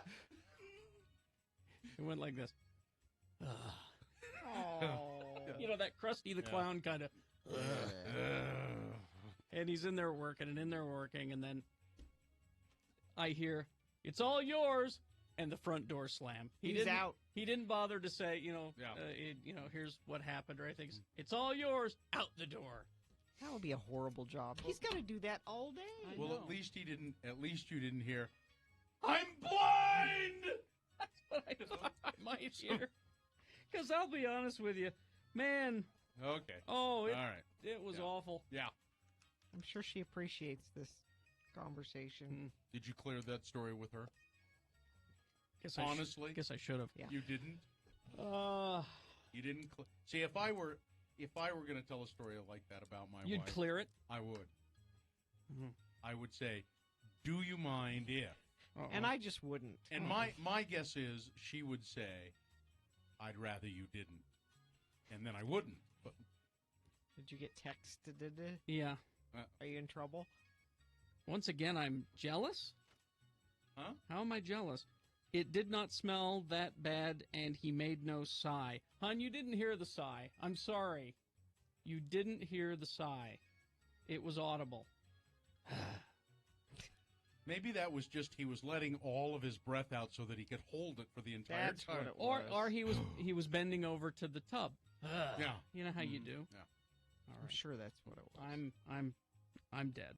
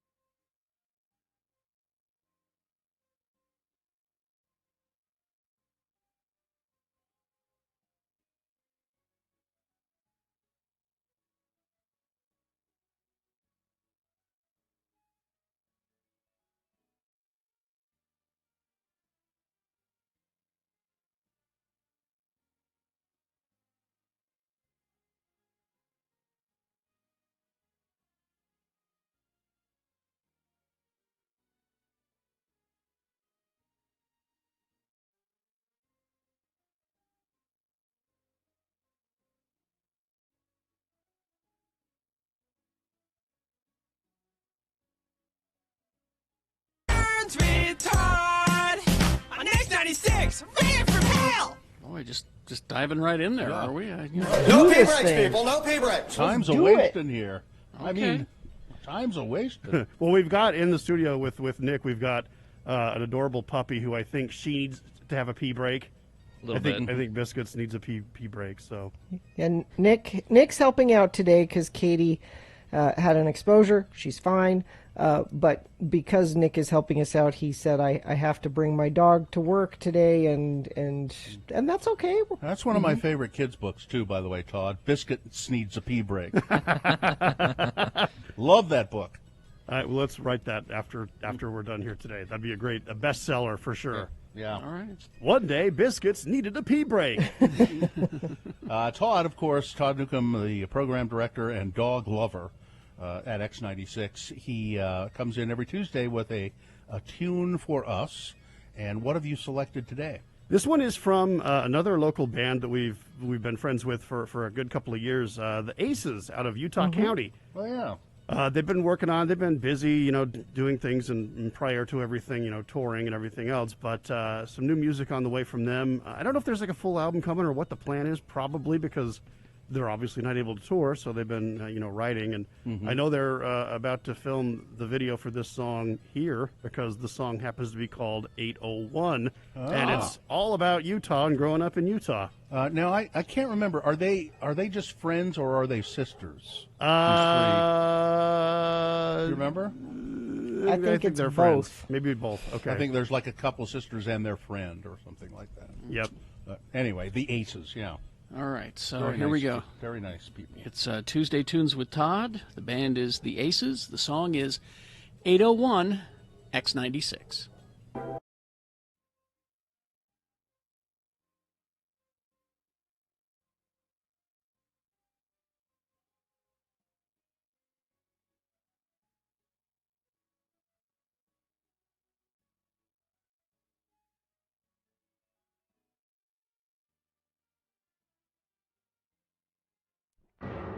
Tonight on the Channel 2 News at 10, it's Rod Decker, Undercover. What goes on behind the counter of your favorite burger joint? Are you getting more than you bargained for when you order it to go? Should we pay fast food workers more? And just what's in those deep-fried chicken pieces everybody orders? Our undercover reporter, Rod Decker, puts on a paper hat, a uniform, and a plastic badge with the name Bob on it, and he takes his hidden camera to uncover the truth about fast food. Okay, Bob, I'm your manager. We'll start you out on the counter and see how you do. Very good, sir. Hello, may I take your order? Yes.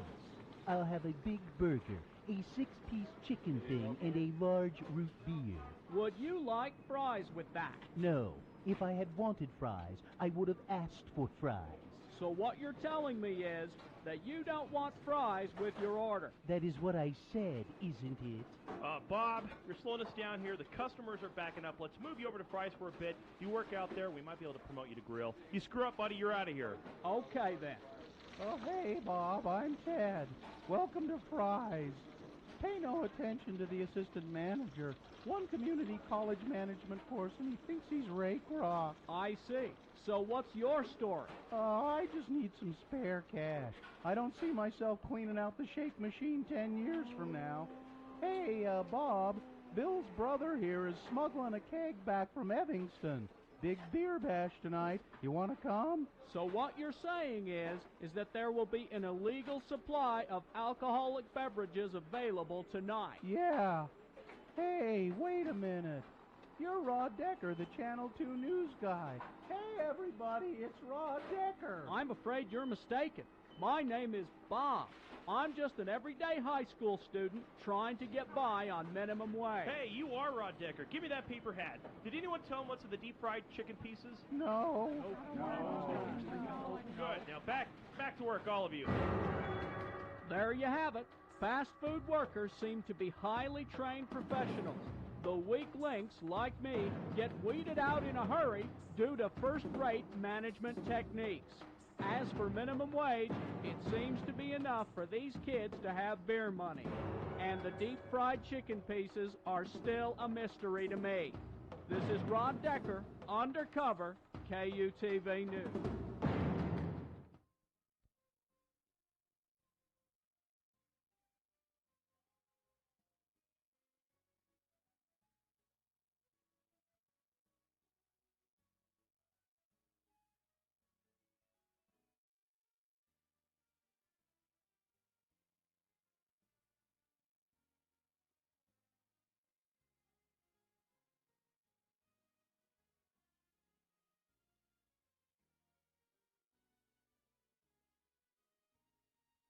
Time song doing time. A little bit. Yeah. You got Katie Henderson, McKenna Petty, and sisters Elisa and Crystal Ramirez. So it's friends and sisters. I know they've been in our studio. Yeah. Yeah. And they did. They sang something live, and they were quite good. Oh no, they're amazing, and they do a great live show. And I'm just excited for them. I think this song's going to be great, and I just love the local references throughout. Yeah. Well, I'm looking at the lyrics, and I'm wondering what the club is that they're referring to. There's only one club, so does we it blow say? it up. Like it'd be Velour, Velour, yeah. That's It'd where be they used to Velour. play. They played a lot of shows at Velour. We'll have to talk to these guys about the oranges of this song. I can get them. And you just let me know what day. We'll get it Bust set them a up. call. Let's figure that out. But there you go. The Aces and more on the way from them, obviously. And there you go. Tuesday Tunes.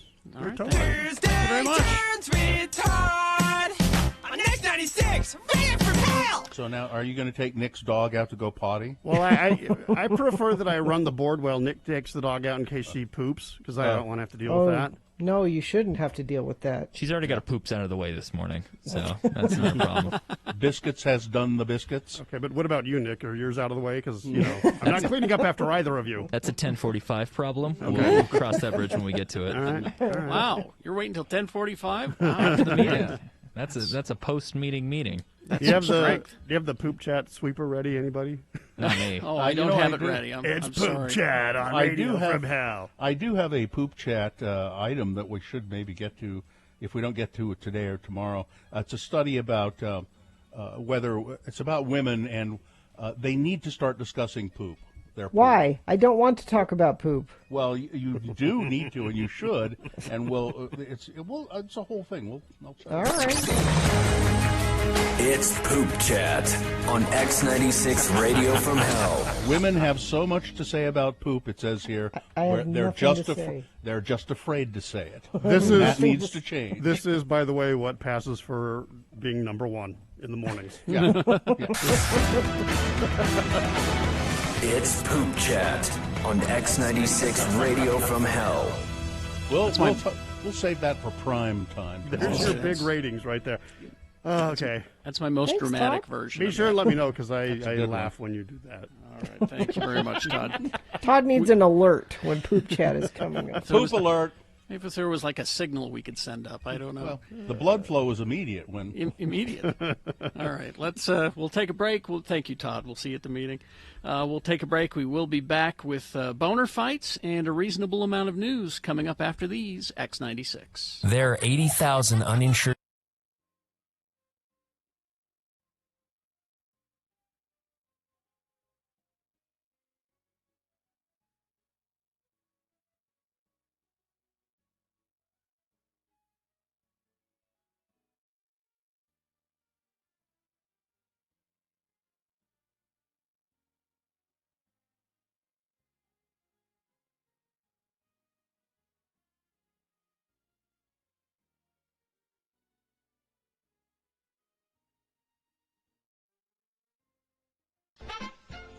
And now, let's try to beat Gina. It's the game show that even the living dead love to play. It's the kooky, ooky, and altogether spooky Halloween edition of our game. We have horror trivia galore all this month and fabulous prizes to get. It's a Radio from Hell tote bag. And now, let's meet our host, the man who knows that when hell is full, the dead will walk the earth. When he's not hosting our game, he's out killing zombies. Kerry Jackson. Oh, thank you, Johnny. Thank you so much. How are things in the basement? Oh, dusty. Dusty.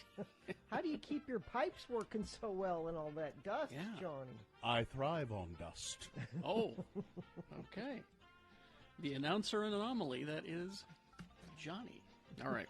Off the air, we tossed a coin to determine who would be our contestant, and we have decided that, the coin has decided, that is, Debbie is going to be our contestant for Beat Gina right now. Debbie, are you there?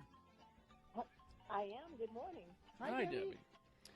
All right, Debbie, we're going to toss a coin again to determine who goes first. It does give you an advantage in the game. Debbie, heads or tails? Heads, please. Heads. All right. Coin toss app says tails. Uh-oh. That means Gina goes first. Okay. All right. So this is it. It's Night of the Living Dead trivia. Gina goes first.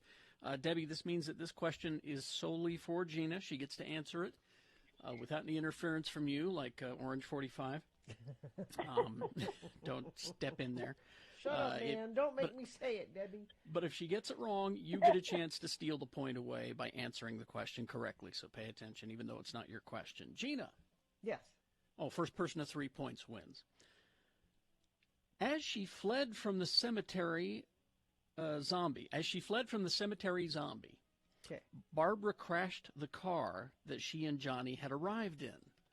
What did she hit? Was it A, a tree, B, a gas station, C, a popcorn stand, or D, Dennis Quaid's dignity? I'm going to say a tree. A tree is correct. Yes. It's 1-0 for Gina. Now, Debbie, you control the question, and we'll have a chance to tie the game. And, Debbie, we're having a little hard time hearing you. At least I am. Yes. Maybe you could step up to your phone a little more. Okay, is that any better? It's a little bit better, but speak up there. Debbie, Okay. Where did Ben find his truck? Was it A, at the big Trucktober sales event? He saved a great deal of money on... B, Beekman's Diner. C, the Naughty Pine Cafe in Loa. Ask for Hazel. Or D, the Peach Pit Diner. I'm going to go with B. Beekman's Diner is correct. That is correct. It's now tied 1-1. Gina's turn to try and answer a question. Gina, which actor/actress played one of the Trapped Seven as well as one of the Living Dead? Was it A, Carl Hardman, B, Marilyn Monroe, C, Dame Judi Dench, because she can play anything, or D, Marilyn Eastman? I'll go with D, Marilyn Eastman. That is correct. That was really difficult. It's 2-1. Debbie, now you have a chance to tie. Debbie, what is Karen Cooper's single line of dialogue in the film? I hurt. That's A. B, MAGA. C, I turned myself into a pickle. I'm Pickle Karen. Or D, I can feel myself rot. Oh. D. I can feel myself rot? Good guess, but incorrect. I'm sorry. Gina? Well, then it would have to be, as much as I want it to be, Really? Pickle Karen. You're going to win. You're going to win, you know, if you get this right, Gina. And we it won't have going any for a more of minute? these. We won't have any more of these fabulous questions. Oh, okay, you turned me Pickle Karen. That's my answer. Oh, no. Gina, that's incorrect. It's I hurt. Okay. But you still control the question, I believe. That was the steal, so you still control the question. Steal, so Yes. now this is your question. You control it. Gina, what does Ben use to keep the undead at bay? Is it A, that new Vin Diesel record? Have you heard it? Yeah. B, fire. C, circles of salt on the ground. Or D, an apple a day. Keeps the zombies away. That's the old saying, right? That's what I heard. Yeah. I don't know. Do we need to stretch this out anymore, or should I just put a stake in it? Yeah, we can just. Okay. That would be torches. That would be fire. Fire. There we go. You Gina are the winner, wins Gina. the game. Oh, Fabulous. Gina, way to go. Yeah, way to go, Gina. That was It's brilliant. all good. It's all good. Debbie, you were a good sport. Would you like the promise of someday getting a Radio from Hell tote bag? Yes, I would. Yes, I would. Okay. Hang on the line. We'll get your information, and someday someone will contact you about how to get it.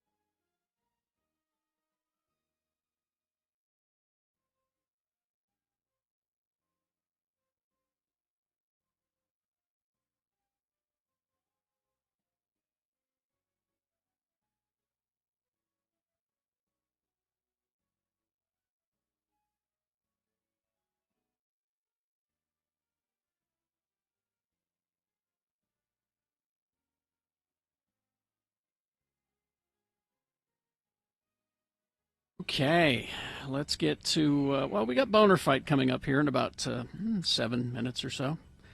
So before that, a reasonable amount bordering on big boy news and opinioendo, brought to you by Nurses are heroes. Nightingale College is a pioneer in online nursing education, blending online classes with on-ground supervised field experience. Get your nursing degree in as few as 32 months. Now accepting enrollments for spring semester. Visit nightingale.edu. Great. Well, we're doing great. There's water on the moon. We're okay, everybody. How does that make everything okay? Well, it's fine. Everything will be fine if there's water on the moon. The moon's shadowed frigid nooks. And by the way, the Frigid Nooks was one of my favorite bands from the 80s. The Frigid Nooks and the Crannies. They used to play together all the time. The Frigid Nooks would open for Crannies. Yeah, they were at Deviate when I saw them in the basement. Yep. They may hold frozen water in more places and in larger quantities than previously suspected. And for the first time, the presence of water on the moon's sunlit surface has been confirmed, scientists said yesterday. That's good news. See, I told you. That's good news for astronauts at future lunar bases who could tap into these resources for drinking and also for making rocket fuel. While previous observations have indicated millions of tons of ice in the permanently shadowed craters of the moon's poles, a pair of studies in the journal Nature Astronomy take the availability of lunar surface water to a new level. It's there, and we can use it. Well, it's another resource we can exploit. It's good, isn't it? That's what we do. Yeah. I heard the amount of water there was like... There's 100 times more water What in do the you mean Sahara you Desert. heard? What, you were at the grocery store and heard two people speaking about it over the apples? What do you mean you heard? I heard a news report. Oh, so you heard it with your ears. Okay. Yes. I don't know what he's talking about. See, because I'm a woman, so I go to the grocery store. That's what that... Well, I only what hear things I over heard- apples. What I heard was... I do have to get apples today. We're out of apples. And the Well, apples they- are really good right now. They say that the shadowed areas of the moon are believed to be brimming with water. According to this report, Gina, that's Brimming what I with heard. water. Brimming with frozen Waterfalls water. on the moon. And Frozen water. deep pools. And the moon's north and south poles, temperatures are so low they could hold on to the water for millions and even billions of years. What have you heard? I heard that the amount of water that is on the moon, there's 100 times more in the Sahara Desert. It's microscopic water. It's Well, not what like I pools heard- of water. What I heard, according to this study, is that there are, what did it say? Billions and billions of,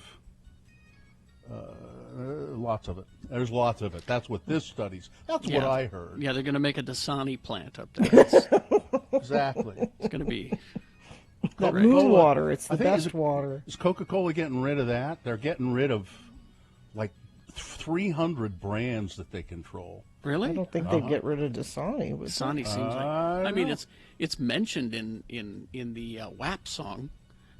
Well, they won't get rid of it then. You want to keep it. Donald Trump Jr.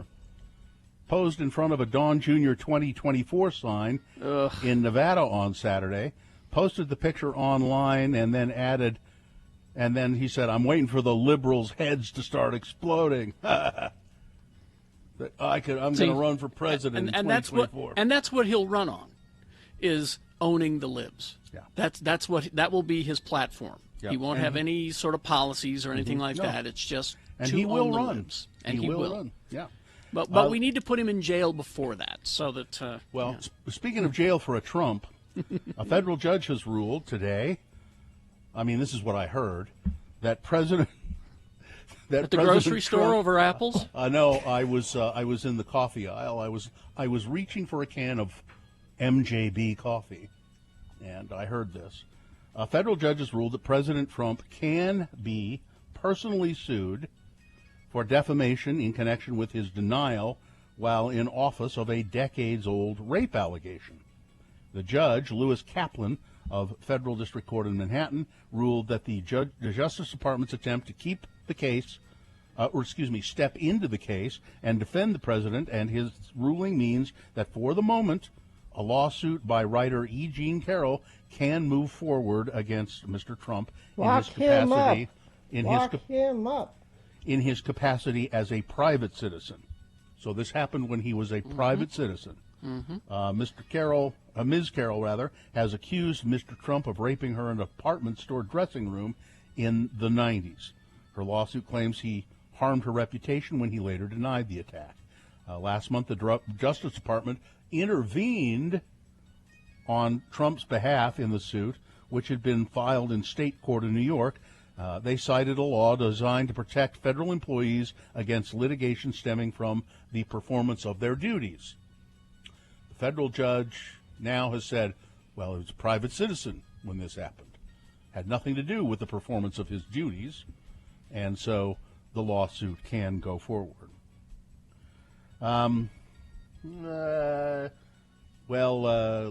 Mike Lee, our senator, Mitt Romney, our senator, both have praised Amy Coney Barrett's nomination to the Supreme Court.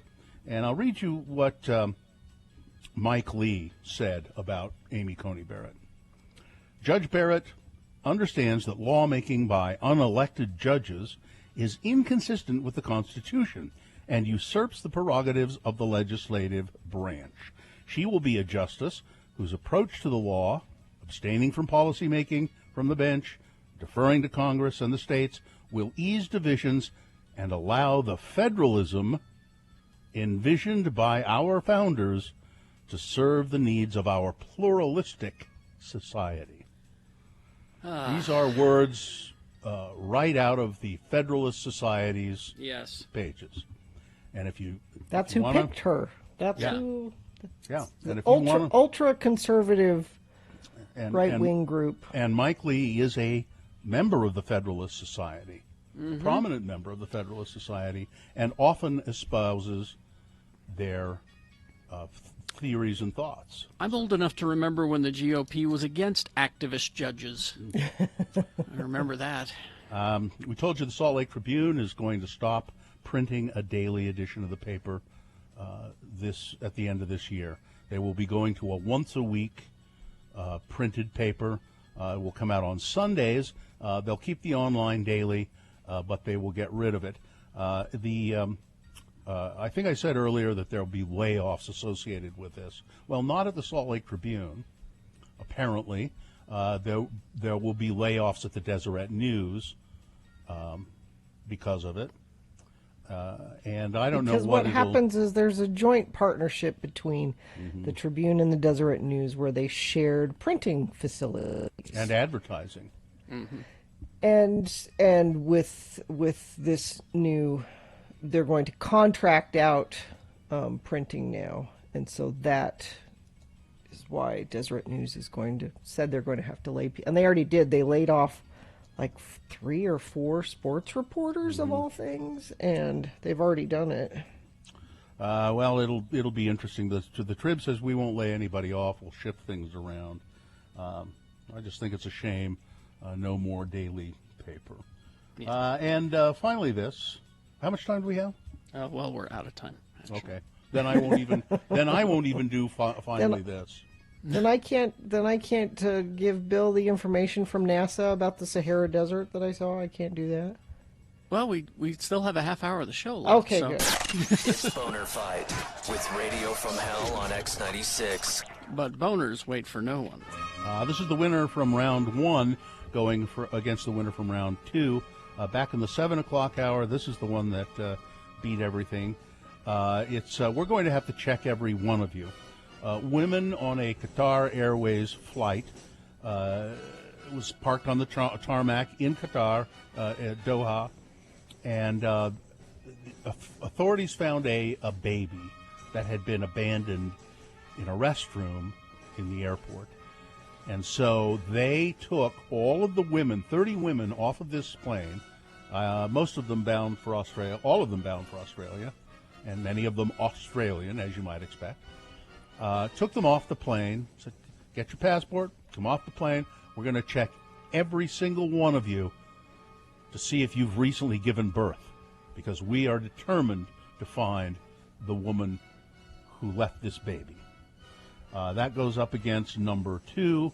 He took the silver spoon out of his mouth just long enough to give his BS opinion. The president's son-in-law, Jared Kushner, saying that, we are giving black people in this country many, many tools to be successful. I just don't think they want to be successful, a lot of them. That's Boner candidate number 2. There you go. That's your choices now for Boner of the Day for today. 1 or 2, remember your candidate number, the one that you think should win. And put that number, that single digit is all that the computer needs to count it, in the message of a text. And text that to 33986. Or call the producer's booth today, 877-602-9696. Use your voice to vote. Do not vote online. It ain't working. Sorry. Just those 2 ways to vote for your Boner of the Day today. But you have until the end of these messages to do so. This is Boner of the Day. The music starts at 10 with a 1 hour. And now, let's try to beat Gina.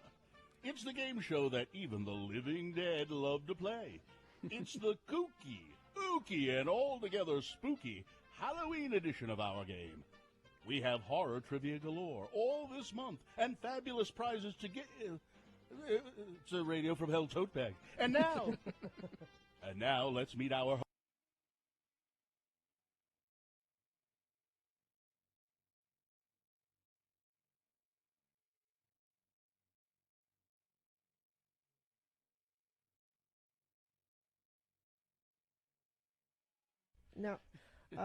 Now I got a DM'd by Chainsaw Guy, because he's right outside. You might be able to hear chainsaws and beeping and worker guys outside my house chopping up trees, and he said he said, can I come in for a drink? I'm thirsty.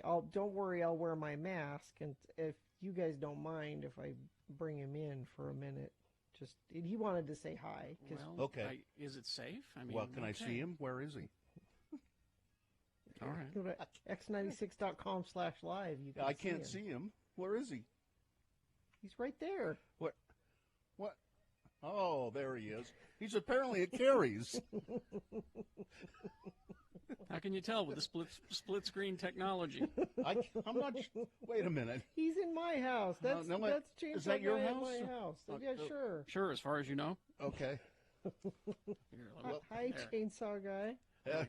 There. I'll bet he's been really busy, haven't you, Chainsaw Guy? Yes, I have. Wait a minute. There you go. That's right. I've been really, really busy. You know, people have been calling me all the time about, they say, hey, Chainsaw Guy, a bunch of trees came down in the big windstorm. What should I do? And I say, well, you just get a chainsaw. You know? Well, it seems pretty easy, doesn't it? What I did, I just got a chainsaw, yeah? You know what I do? I call somebody who owns a chainsaw. I call a friend who has a chainsaw and have them come over and do it for me. That's right. And don't call me, though. I'm too busy. I'm as busy as a one-armed paper hanger. As a one-legged tap dancer. I don't know. Do you have your chainsaw handy there, chainsaw guy? I don't know. Do I? I'm not sure if I do or not. Because I have a question for you. Oh, you do? Yeah. Okay. Well, let's... Okay, so if you ask your question, maybe I'll fire up my chainsaw. Okay. What's your question, Gina? Well, chainsaw guy, I have this really big tree that fell down in the windstorm yesterday, and it's blocking the road in front of my house, and I can't get out to get the mail. Chainsaw guy, what should I do? Well, all you have to do is you take your body, and then you take a high cloud, and then you wear the cover. And then you have to breathe, and you come around the water, and then you take it down. And then, if you can't get in them, and then you grab a beer, and you get a pepper, and you say, go! And then, you turn it around, and then everything is all right. Oh, thank you, chainsaw guy. That's very helpful. Don't forget the part about taking off your clothes. Chainsaw guy, I'm just curious because I don't think it's safe that you be in the house, a stranger's house, because your mask has holes in it. I'm not contagious, honest. Honest. You're dangerous in other ways, aren't you? That's just sawdust. That's all that is. That's just sawdust. Okay. All right. Well, thank you, Chainsaw Guy. Thank you. Thank you very much. Oh, it's here. You better get back to work, I think, Chainsaw Guy. Is he gone? Yes, he just left. Okay, good. Yay, thank you. God, the things we do for you, Gina. I don't know what. That was elaborate. It was. Don't forget the part about taking off your clothes. It's very important. Yeah. To getting the trees cleaned up. Mm-hmm. Well. No, it's not Halloween already. That just depresses me. There's not going to be any trick-or-treating this year, is there? No. I'm not going to participate in any. No. I usually have candy and comic books for the kids, but no, I don't want you coming to my house. I'm sorry. This is not happening. And Los Angeles, it's funny because Los Angeles initially announced no trick-or-treating. Mm-hmm. And then they had to walk that back because they realized because that why? I don't know. I think they caught a lot of flack for it, and they said now we're saying it's discouraged. Trick-or-treating is discouraged. Yeah, because, see, Gina, before they were saying, we're going to station snipers around the city and shoot people who are trick-or-treating. But now they had to walk that back. They had to walk that back a little.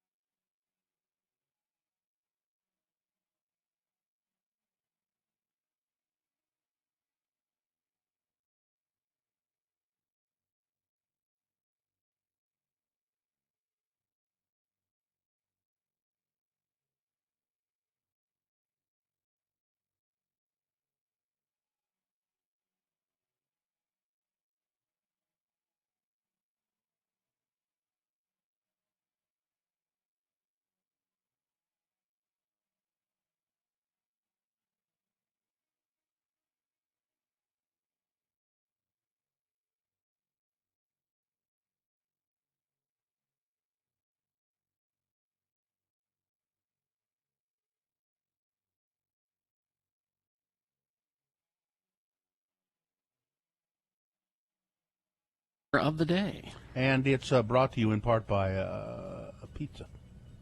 And it's Oktoberfest all month long at Diversion Eatery. Go try the poutine fries and a sliced brat with sautéed onions for $7.99, located at 535 North 3rd West. See menu at diversioneatery.com. Donor candidate number one was, we're going to have to check every one of you after an infant was found abandoned in the restroom at an airport in Qatar. For some reason, authorities thought this plane bound for Australia, it's going to take off, go for. That's undoubtedly where this baby came from. One of the women on that flight. So they took all 30 women on the plane off and examined them to see if they'd recently given birth. A gross invasion of privacy, if there ever was one.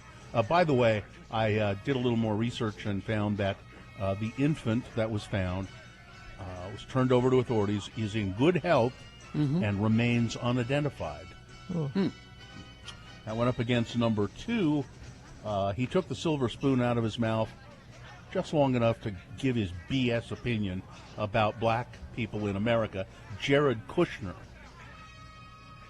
He said, we give black people in this country a lot of tools, a lot of ways to be successful. I just don't think they want to be successful in many cases.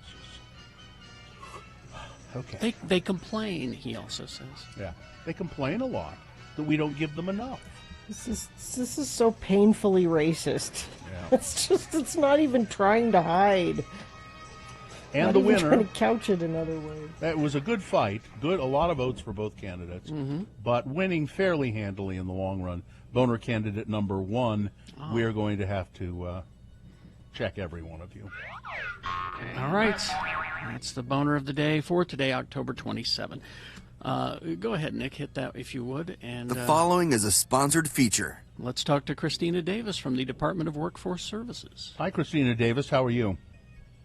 I'm great. How are you guys this morning? Yeah, we're doing okay. We're getting toward the end of our show, and we're ready to crawl to the exits. But before we do,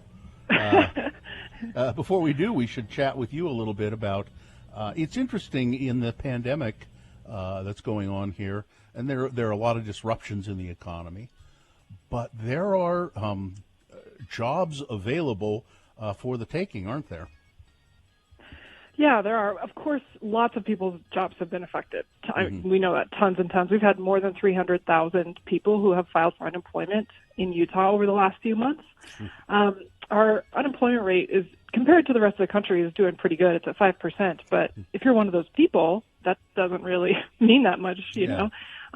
If you're a person that's out of work, and there are a lot of people looking for work, and the federal pandemic extension ends December 31st, ends at the end of this year. So a lot of people are looking at the end of their benefits. And so, yeah, we just want to let people know that there are jobs available. And for a lot of people, you know, their particular industry has maybe been hit really hard, so their job might not be coming back soon. But there are jobs in other industries. There are industries that are hiring right now. What are some of the industries, Christina Davis, that are looking for people and, as a matter of fact, begging for people to come and work?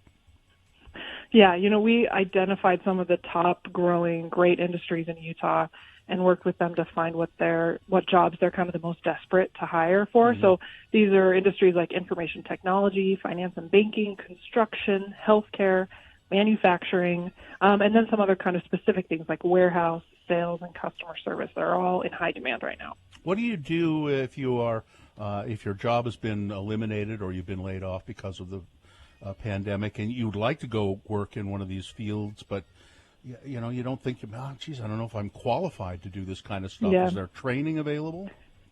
Yeah, so first thing, I would go to our website, jobs.utah.gov, and click on hot jobs and see what those top industries and top jobs are.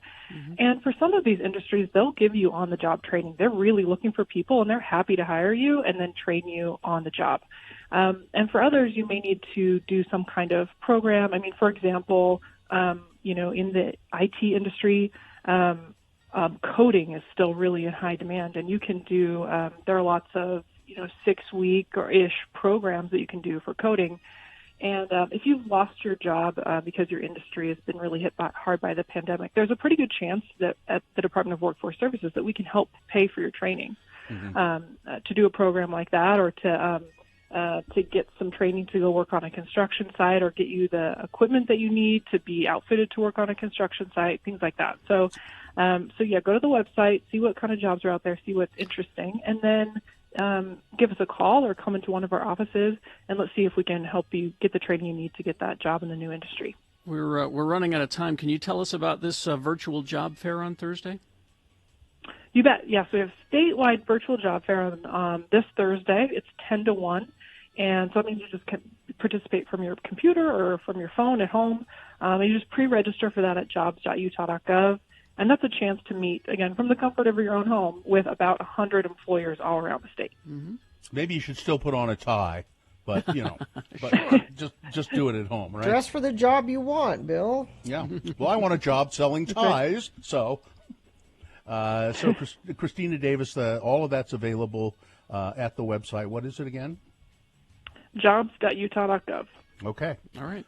Thanks for chatting with us. And any thank questions you may have can probably be answered there. So thank you very much, Christina. All right, we're going to take a break, and we'll crawl towards the exit after these. Ranlife.com, easy website to remember. A lot of good information there. Yeah, they like to talk to people on the phone at Ranlife. The number is 801-478-4500. I've done 2 refinance of my mortgage with Ranlife now, and it's just seamless the way they handle it. Terrific. They're a local mortgage company. When I did my second refinance with Ranlife, I saved a lot of money by reducing the term of the loan, the time to pay off. Saved a couple of $100,000, as a matter of fact, over the life of the loan. And they do e-closings, which make it very simple and easy to do refinances with Ranlife. They are very knowledgeable. If you give them a call, they will help you find the lowest rate available in the mortgage industry. So it's Ranlife. Ranlife.com is the website, but give them a call. Talk to one of their loan officers, 801-478-4500. It's a local mortgage company, Ranlife. Technology has a... It is the 23rd century. Humans have left the lowly confines of planet Earth and have sought their destiny among the stars. While many things have changed, one constant remains: the need for young men to venture forth and do the work of the Lord. This is the tale of 2 such men who at the age of 19 have answered the call of their general authorities and are embarking on a 2-year mission to spread the gospel throughout the galaxy. This is the story of Space Elders. We join our elders as they arrive on Vulcan. They hope to find a cure for Lehi, who is suffering from Ponfar. Vulcan, world of logic, place of pointy-eared people. Here I will seek out my mates and find man who killed parents. Settle down and raise pointy-eared offspring. Knock it off, Lehi. You aren't a Vulcan. I was hoping you only had the 24-hour type of Ponfar. Dang it. Oh, here comes somebody. Excuse me, sir? Greetings. You are new to Vulcan? Hi, I'm Elder Spock, and this is Elder Jensen. Hi. We represent the Church of Jesus Christ of Latter-day Saints. You know, the Mormons. Spock? He is a legend on Vulcan. You mock us by using his name. Oh, we mean no disrespect. Lehi here is Spock. I mean, they mind melded and something went wrong. Elder Spock here is suffering from Ponfar. Ponfar? This is almost illogical. We must meet with T'Pau. She will know how to proceed. This is Spock? He does not look like Spock. Fascinating. So the great son of Vulcan has sent you as his replacement? Joining will go on as scheduled. Joining? What joining? My parents chose my mate when I was 7. We were telepathically linked, and now is the time for us to be wed. Spock was joined with this woman. You haven't even gone to Snellgroves with her. You can't marry her. Talk about breaking the rules.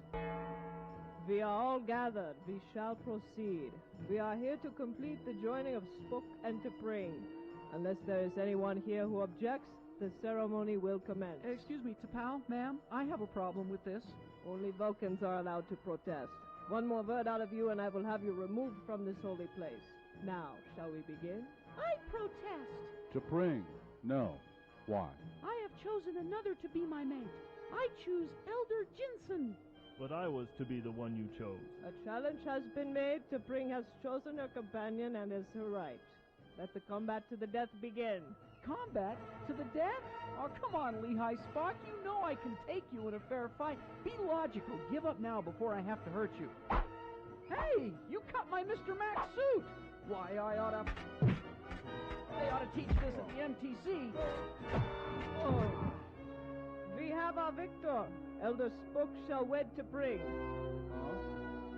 Excuse me, ma'am, but I don't think I can go through with this. You see, I just killed my companion, and we're way out of our sector. My zone leader won't be happy at all. I really should be going. And I will be free to take Ston as my husband. Is this the end of Butch? Will Zone Leader Hansen really be upset at Lehigh for killing his companion? Will Spock show any emotion when he finds out that his fiancée has married another? Tune into our next episode to hear Butch say... Hey, man, be careful. Do you have to drag my body all over every rock? Butch, you're alive! Keep it down. I faked my death so I wouldn't have to kill you. I'm glad to see you're back to being your old self. I didn't kill you. I didn't. I don't remember much of anything about the past week, though. Look, just drag me back to my hyperbike and I'll tell you all about it. Well, we left the quadrant. What's Zone Leader Hansen gonna say? Well, maybe we just won't tell him. Well, that would be the logical thing to do. Huh? On the next finger-crossing episode of Space Elders!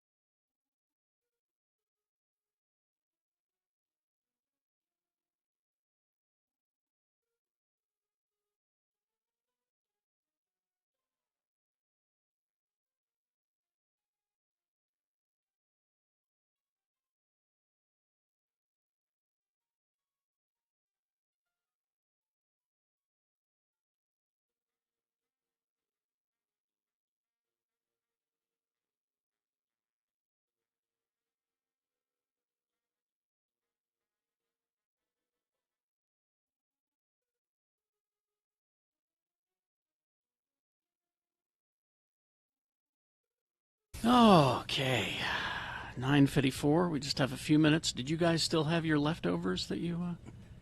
Well, NASA. Yes. Bill, you know Yes. NASA The National Aeronautics and Space Administration. says they were able to detect between 100 and 412 parts per million in an area spanning a cubic meter of soil. We're talking water. Mm-hmm. You didn't mention Which is that.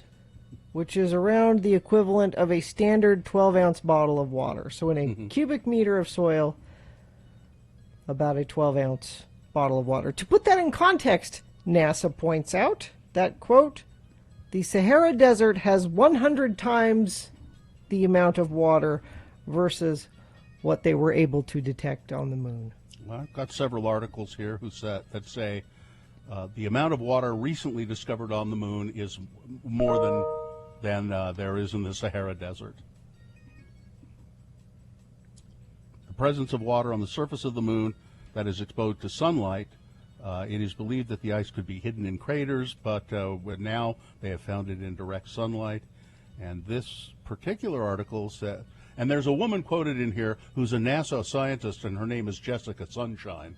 So I believe her. Water on the moon's surface may be more abundant than thought, and the moon has double the water concentration as the Sahara Desert, which is not noted for its water. So I think we'll have to just agree to disagree on this. I'm glad you two got to the bottom of this, because they're both places that we're going soon. And they're both places that you're really not going to go and say, hey, I think I'll have a glass of Sahara water or moon water. Not going to happen. Oh, look at what Nick has in his arms at x96.com/live. What is that? Floppy-eared basset hound. Oh, my God. For you. If we're lucky, she might groan right in the microphone. What's her name? Biscuits. Biscuits the basset. That dog is too big for me. Its poops will be too big to pick up, and so I'll stick with the much smaller dogs thing. Honestly, she looks a lot bigger on camera, but you watch her walk around, and she barely gets past your mid. No, I'm using you as a reference, not the camera. And the obvious weight of the dog too. It's like you picked the dog up and you went. Ugh. She's meaty. She's a meaty hound. Yeah. No, she's a basset hound. A meaty hound is a different kind of dog. Now, I know people that have had basset hounds, and they say their ears fall into the water bowl when they're drinking water. Does that happen with biscuits? That happens, and on top of that, whenever she eats from her food bowl, she will soak her ears from her own spit. They fall right into her food bowl, and she just... Allow me to make a suggestion, Bill. I gave you a Turby twist some years ago. Maybe you could give it to Nick, and he could use it on biscuits. A Turby twist? I don't even know what that is. It's like a thing to wrap your hair up in, a towel kind of thing that wraps up. Oh, yeah. We've done that before with her anyways, just because it's I funny bet looking. just such you could eat easy rubber bands. Yeah. Just clothespins. Staplers. A stapler. That would hurt. Yeah, well, you know. Right. Not for you biscuits, huh? Why do people... I guess I was thinking, do I talk to my cats? No, like you yell at your cats. No, you yell at your cats. No, I don't yell at them. I just say, get out of the way. All right. Let's do the promo and get out of here. Okay, hang on 1 second. Okay. Wake up and smell the radio on Wednesday's Radio from Hell show. There's always limitless amounts of potential for things you'd like to keep, but it's hard to focus on those when there are so many things that must go. If you would like us to wish away anything you believe must go, just send us a description to radiofromhell at x96.com, put must go on the subject line, and we might read it on the air. That's just one of the many things to happen on Wednesday's Radio from Hell show on X96. Perfect. Is that good? All right. Sure. Okay, then. Fine job, Nick. Thank you. Thanks, Nick. Live long and prosper, bitches. Don't you know who I am? The blood flow was immediate.